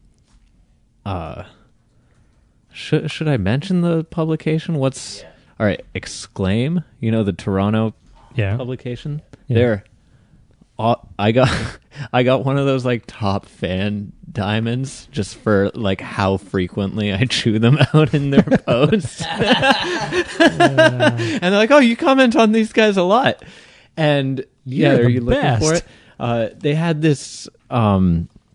They posted an article to be generous, and it was like Jeffrey Epstein's Spotify playlist includes Michael Jackson, I saw Louis that. C.K., and I'm like, I didn't click on it, but I saw it. I'm like, there must, like, this is obviously clickbait. There must be something more to this, but it's just like, hey, he He liked music was that was like, popular. yeah, that. Led Zeppelin, The Who. Shocking. John. Shocking. Pitbull. Pitbull. Why are they lumping Pitbull? Like, what are they accomplishing with this article? I mean, it worked, but like that's what he looks like Anthony Bourdain, and it creeps me out. Yeah. I'm just like, oh yeah, this guy. Oh no, this guy. Right? Not anymore, though. No, he did. Yeah, that's a weird scene. Who even knows what's going on there? That's a different level of what the fuck. Yeah. That's more to be covered on Kevin Barber's podcast. We don't get into that kind of stuff here. No, sirree, Bob. That's some deep stuff. Yeah. Frilly music thing. Yeah, right? Who's talk your about- favorite band? Talk about Elton John a little bit and get all You know, he was listening to Elton John too. Aerosmith as well. No. No, Yeah. oh shoot, I done it again. Yeah, the Elton John. I haven't seen Rocket Man yet. The movie. I don't think I want to. Chris Chambers really, you know, I already had this opinion, and then hearing him word it the way Chris that he Chambers, did. like Hamilton musician Chris Chambers. Yeah, he was on Okay. here, and Well, you know what? He's another one that blew me away when he performed. I recorded a live video for them, and they pulled it off live. It was awesome. yeah, he's just such a pro, you Forgot know. about that one too. And Man. yeah, it was. I was talking to a Yeah, friend. what was he saying about it? Oh, he was. We brought up that Queen movie and how neither of us had seen it, and The Queen one. and then we were just saying how like I don't care really how good it is, because when you try to tell someone's whole life in like 90 minutes, and it's even if you're like really not in the loop and you can come to it as just like a story that's cool, that it can pull you in. Mm-hmm. But when you've geeked out about it, Mm-hmm. and you've gone to all the like Queen rehearsal footage and you've seen all this and you've read about the stuff, then it's just like this constant barrage of inaccuracies and Hollywood fluff that you're just like, why am I doing this to myself? Corey from the studio Yeah. said, he put it the best. He goes, the movie's like what a high school band would imagine being a rock star should be, like their dreams of, how it'll happen. And it's just that perfect arc of exactly those moments of, he worded it way better than I just slaughtered his thoughts. But,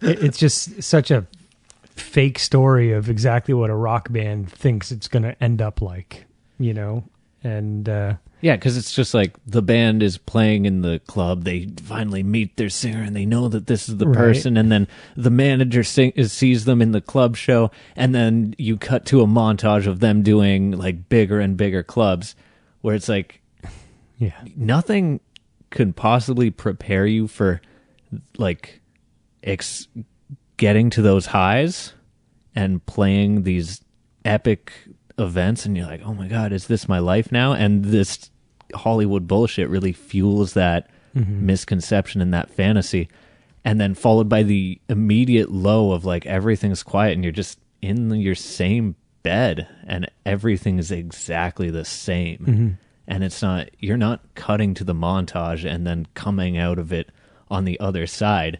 You have to live that again and then get through the other side, all of the boredom leading up to the next opportunity you get like that, and you have to bring it to that next opportunity and then experience the boredom on the other side, and hopefully the next big opportunity comes a little sooner. Yeah, and to just chop it down to like this. You know what made me crazy about that movie? Two things. Is the drummer Deacon? No, that's the bass player, Roger Taylor. Taylor, yeah. He had released solo records. Yeah. Great singer. Before Freddie Mercury did. Yeah. In real life. Yet in the movie, he's the one fighting Freddie going, you're going solo. Brr, brr, brr. Like, you would think the band would step in and go, okay, that's a little too off the mark, because it's exactly the opposite of reality. Because they were heavily involved in the making of that. And so there was that. And what really, really, really killed me at the end was the joy. All like the scenes of, like, you see two people just arm in arm, just like super joy. Like, it was just super cheese. Yeah. Like, they just zoomed in on a couple people here and there, and everybody was just like best friends, and this music just pulled everything together, and it was just very odd. They didn't need those little weird cheesy scenes of like random people in the crowd zoomed in on. I don't know if that's just me being weird about it, but that frustrated me. It was just a step too into cheese world. Yeah, I get that. Something like I feel like Walk the Line is a good one because it tells the story of a very specific event in that person's life. It's kind of like a love story set in the Johnny Cash story. Yeah. I can't think of any others, but so many just try to like be the definitive biography on film of someone. I still want to see Rocket Man. I just haven't. I mean, I've been in a weird place, with no studio for the last couple months, and having to figure out ways to do recordings, and whatever. I've just not had the energy to go and sit down to a movie. And so I'd love to go see it still, because I'm interested in what they've done, because his story is pretty wild. Yeah. Like over the top wild. That man has been through some stuff. He basically like invented partying He might as well as have. we know it. Like, absolutely. The guy was just all over. Like, there was a story of, like, and he tells the story in an actual documentary of his life where he was so blasted on cocaine that he was, like, in a hotel, freaking out, throwing things out of the window and smashing furniture and doing all this thing, and then pleading with his manager to stop the storm. Because there was a rainstorm happening, and he was telling his manager he needed to have the storm stopped because it was just like, this is how off the rocker this guy was, and that's just one story. Like, Imagine being that out of touch with reality, where you're getting everything you want so consistently that you're like, why not? yeah, Why can't you make the rain stop? Why can't- It's too loud. it's like, I couldn't even. Anyways, I mean, it's a surprise that guy's still around, which is awesome, Yeah. But hopefully they did the story justice. Mhm. We'll see. I mean, the guy that sang all the parts and stuff sounded good. Oh yeah. They It wasn't the same voice, but he did a good job of making a version. You know who really killed it is Paul Dano as did you see Love and Mercy? No. That's another example of a good one where it's the story of like Brian Wilson's like descent and kind of Madness. coming out of mental illness. Oh, wow. Yeah. And so it's like Paul Dano, who was the kid who wants to be a pilot in Little Miss Sunshine. And then who's the guy who held up the boombox in the 80s? Yeah. John Cusack. Yeah. John Cusack plays I the wanted older. to say something Paul Rudd, but it's definitely not Paul Rudd. Yeah, no. I don't know why his face came to He was in mind. But Clueless. John Clueless. No, I don't know. They do look kind of similar. They're both white guys with dark hair. yeah, there you go. Yeah, I don't see anything past. Anyways, But anyway, so yeah, Paul Dano, who plays the younger Brian Wilson, he's got some. There's this one thing, like he was doing like one-on-one coaching with like Brian Wilson would kind of like teach Cool. him the songs and stuff. And there's this one scene where he's playing God Only Knows, but just on a Rhodes keyboard. nice. So without all the crazy arrangement, and it's so beautiful. Like I almost prefer it to Cool. the original. But it's like, I think it's only like 1.5 minutes or something, as opposed to like the full 4 minutes of the song. Yeah, But still, that's awesome. that's cool, and it's because it focuses on a story within the grand story instead of Right. trying to tell every 25 years of history or whatever. Going back to Queen, I saw Brian May play live many years in '93. Saw the Brian May band Yeah, play live back then. They were okay. he was touring with Steve Vai for a while. Like they were doing like a dual guitar thing. I don't know who was with him Yeah. or anything. I know they opened for Guns N' Roses Whoa. on the User Illusions tour. And What year did you that's say it was? 93. Oh wow. Because it was on March 12th, 1993. I know that for a fact because that's my birthday. Oh. And I just turned 13. And I just gave away my age. But It's all right. I'm not good enough at math. I was supposed to go see Guns N' Roses with this girl in my grade 8 class. Her older brother had an extra ticket, and they stood me up. Oh. And I was so stoked to get this ticket, and then they just never showed. And my dad, who knew some people, called a guy, and within 20 minutes, goes, go to the loading dock at the back of Cops Coliseum. All right. And I went there because I was waiting in Jackson Square for the ticket. Ticket never showed up. Yeah. I called my dad, and I was like so upset, right? And I was probably bawling my eyes off because it was like my favorite band at the time, and it was my birthday. It's all ripped this away from me, shit. yeah. And he calls a guy, and he goes, "Go to the loading dock around the back of the thing, whatever." And I go down, and this guy meets me. And he's like, "You Dominic's son?" I'm like, "Yeah."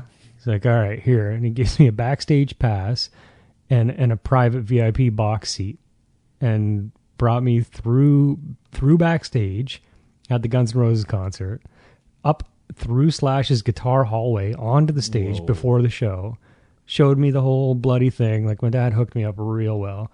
He showed me the whole stage, the whole whatever, brought me back through the guitar room, and then put me in a box seat on the side of the rink, because it was the rink was the where the stadium or the general admission was, and like the penalty box, I guess, or maybe whatever's on the side there.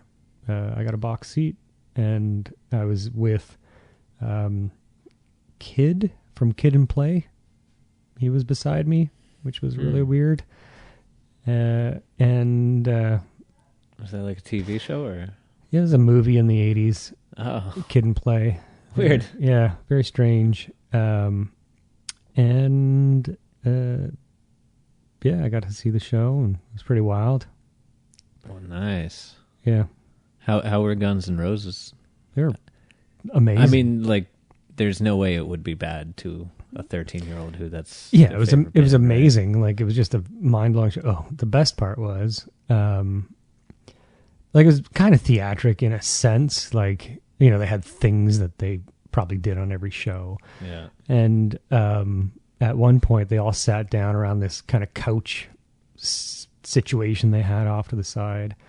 And they had some girl in just high heels deliver a pizza onto the stage.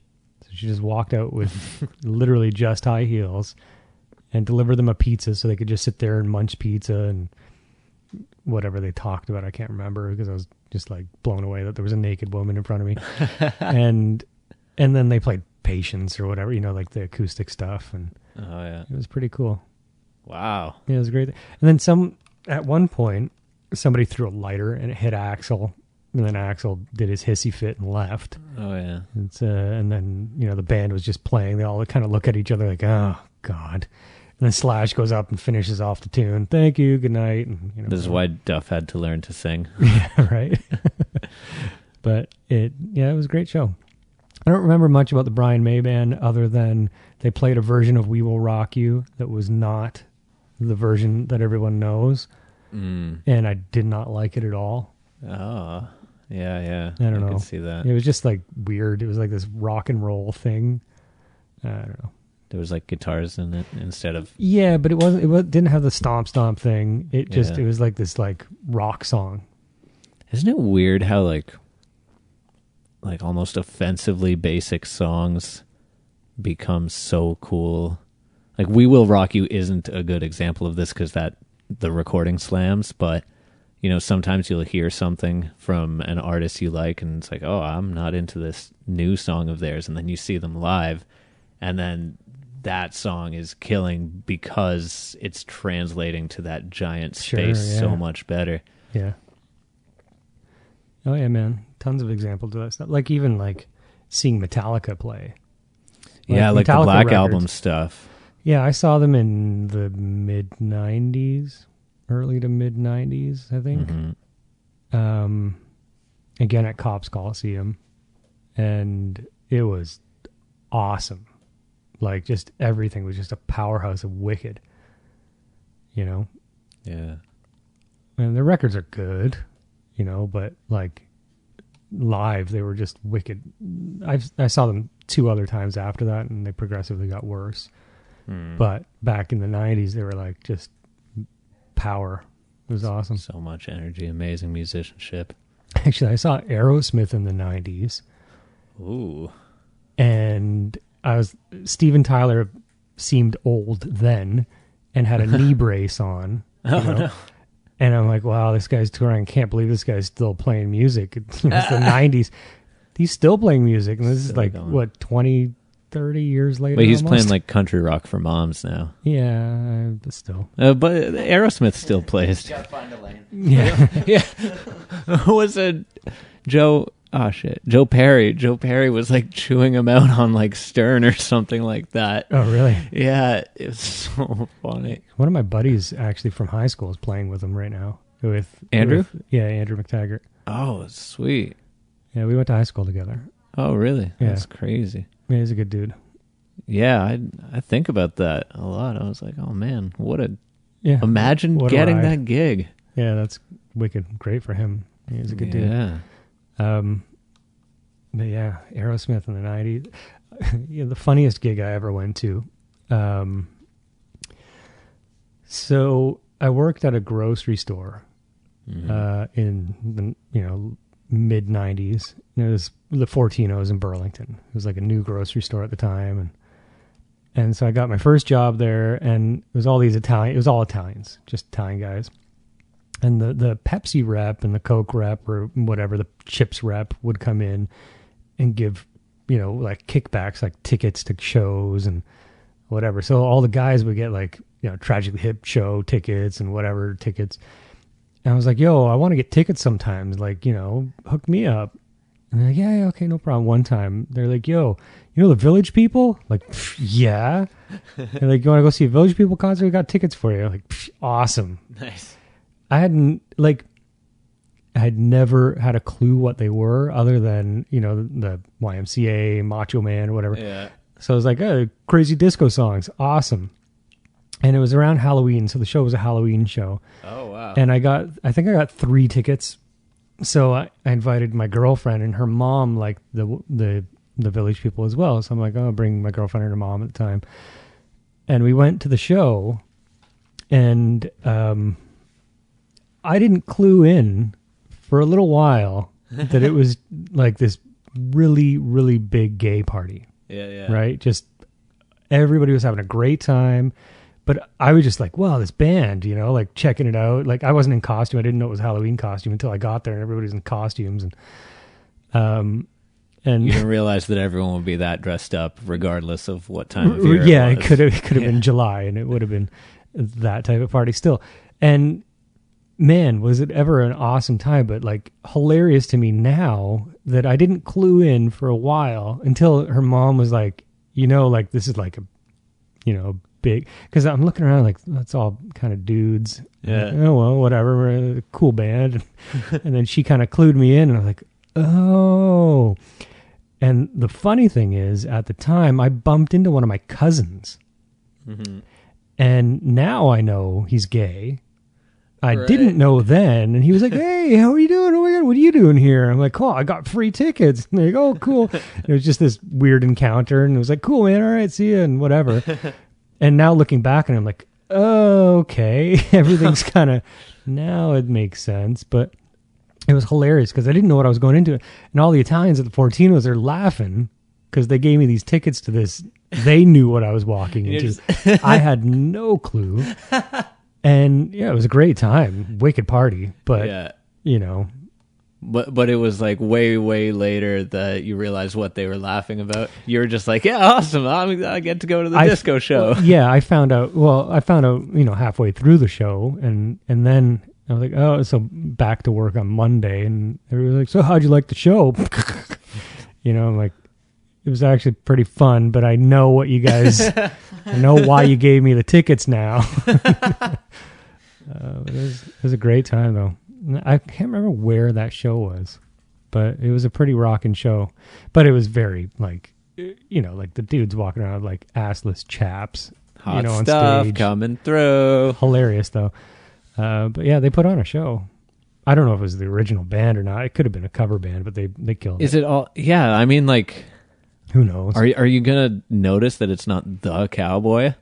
I wouldn't even know. Is it like Personally, I mean, I'm sure there's... they don't play instruments, right? Or, No, they were there they- instruments on stage, or was it all just No, guys they were dancing just to dancing. tracks? Yeah, they were just dancing. That's a good hustle.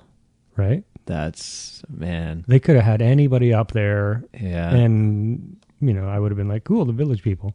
that's another one of those things where it's like I don't even You need remember. to get yourself on I don't another remember if level they had to like microphones. think.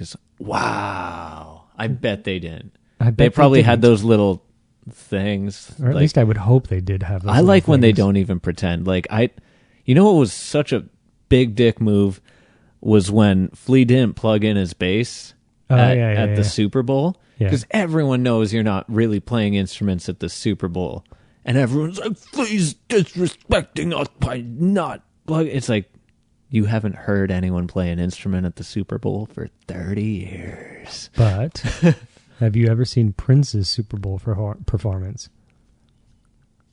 I saw the... So I don't know which one came first, but I know, yeah, for sure. I like the press conference one. 90% of them are overdubs all day long. Yeah. Totally. Prince's Super Bowl show is 100% band, 100% live, and unreal. Like, it just rips. Yeah. It's just, and he plays like, he meshes all along the Watchtower with some Foo Fighters and then into his own stuff. It's like, it's such a trip.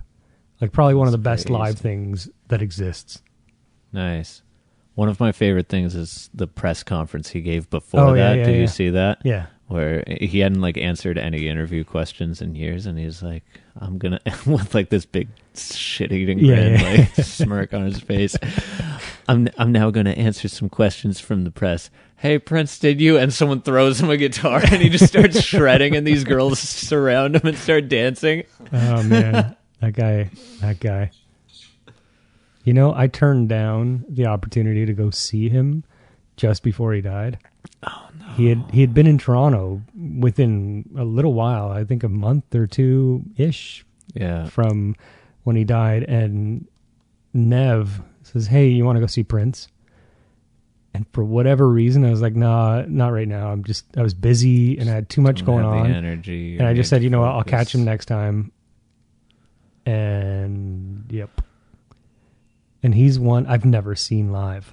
Yeah. And I like one of my idols. And I just passed it up because I said, I'll just catch it, just whatever was going on, and like I was tired, or I might have even been building Halo, and I might have just been important. exhausted and just said, I can't take the day off. Yeah. So there's a lesson there. Take the day off sometimes. I feel like I keep learning that lesson, and but then Yeah, it's I don't not know. one you figure out. You just keep going through it. Yeah, because you do have to. I don't know. You do have to walk that line, and if you don't rest when you need to rest, then your body's gonna do it for you. It's you're gonna start getting sick, breaking down, whatever. Sure, it's yeah. just you're not gonna be able to keep building the recording studio or doing the sessions or whatever. But yeah, you'd think that by now I would, we would just be like, yes, every concert, always, because that it's just going to be that. And those are like some of I try not to have any regrets because it's such a useless emotion. Mm-hmm. But whenever anyone says like, oh, you have any regrets? It's always shit like that. Like, I didn't see Muse at the Cool House for $20. Instead I need to see them at the ACC from the back row for like Right. 110 or some shit. Right. Yeah. Though that's the thing. Like, I generally don't end up with regrets. Some things I probably should have done it, whatever, and I don't Yeah. let things hang up on me. Yeah, That's one thing. It doesn't hang up on me, but you think about it. man, if I could have fixed that one, Yeah. that's one I would fix. Being able to go see Prince. Yeah. Anything you want to tell people to check out of yours, or? Well, there's going to be a couple releases coming out soon. Some bands called one band is Dirty Rick. Dirty Rick. Yeah, we did a 6-song EP. Is that track I played you while we were waiting? Knows that? Yeah, it's pretty rad. They sound awesome. Yeah, it's got kind of like a hard rockabilly vibe. Yeah, that tune. But like every tune has like this cool vibe, but they're Some all a little little bit personality. styled differently. Like, Nice. they've got sort of a really neat thing about them. It's a little bit fresh, but a little bit throwback. Yeah. If that makes sense. So it's got like vibes from a bunch of places, but it's something new. Mm-hmm. You know, so that's cool. They're a good band. They work hard. The one track that you showed me, I felt like it sounded like a more exciting Eagles of death metal. Sure, yeah, so man. If you're into that, yeah, they got a cool thing going on. Another band I'm finishing up in the next couple weeks is Del Mar, and they got a cool vibe. Can't really explain that one, but you'll hear it soon. The Rules record's coming out soon. That was the first single's already here. That was a wicked one. The single that's out right now, the lyric video, they didn't use the actual master file. Oh yeah, I remember you guys talking about that. Yeah, and, so there's just some random export that's on there right now, so it doesn't sound as awesome as it should. Well, I think that's kind of cool because then you get just different versions of it. We had the same thing of with our we just got really baked and made this, if I do say so myself, awesome music video for one of our tunes with our cell phones and like we brought everything into Graham's basement and like including Nice. like a pro lighting rig in this tiny little space, and it's just like strobe lights and stuff. Nice. Anyway, but the reason I brought that up is because it's like a totally different mix of one of the tunes. Yeah, it's good to have that sometimes. Yeah. And what else? I'm finishing up, the Scream Bloody Murder record, or EP, 3 songs. With those sick guitars Yeah, recorded huge. at the bottom of a pool. Huge guitars, they're pretty wicked. And Holly Smith's record, I'm finishing mixing that one in the next couple weeks. Hmm. And then, the cool news is, the studio control room rebuild that we're doing. So we're turning Halo into a new space, moving it down to Augusta Street, custom studio. And, we're being pretty faithful with recreating that place. Like we've got the soffit monitors, like the big mothers that sit up in the ceiling that they had. We got the same console, same tape machine. We're basically going to be able to do what they did in a sense. It's going to have a good vibe, so I'm pretty proud of that new aspect. And going forward at Halo, we're going to have some cool info. I'll have to wait to tell you, but there's a basement and it's big. Ooh. And there's going to be some cool stuff down there. Nice. Yeah. All right. Thank you for joining us. Thanks for having me.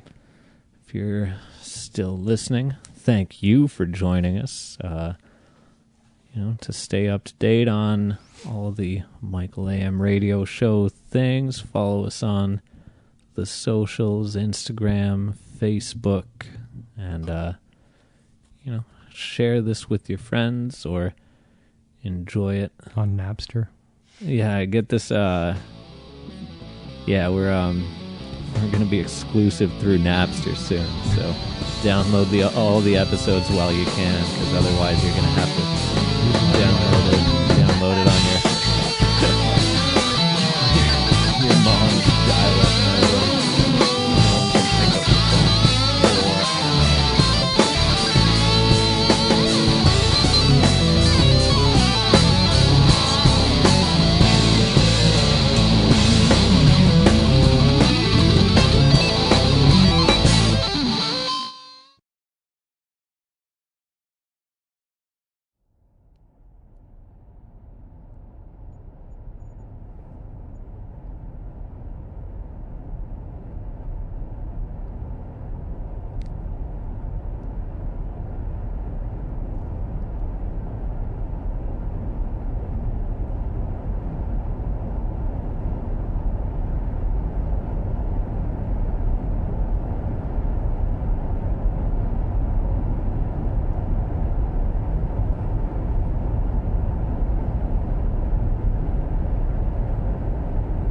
Yeah, you guys know that song?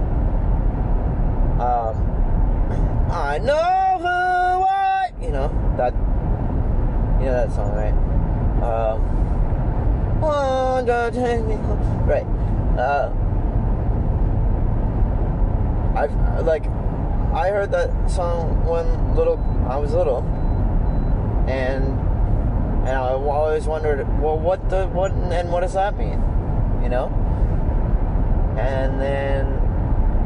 And I've gotten older, and I realized that it's asking you, do you want Google Maps to take you home? You know, what's your mode of, do you have a TomTom? Are you still one of those people? What is helping you? Let me put it this way. I know who I want to take me home.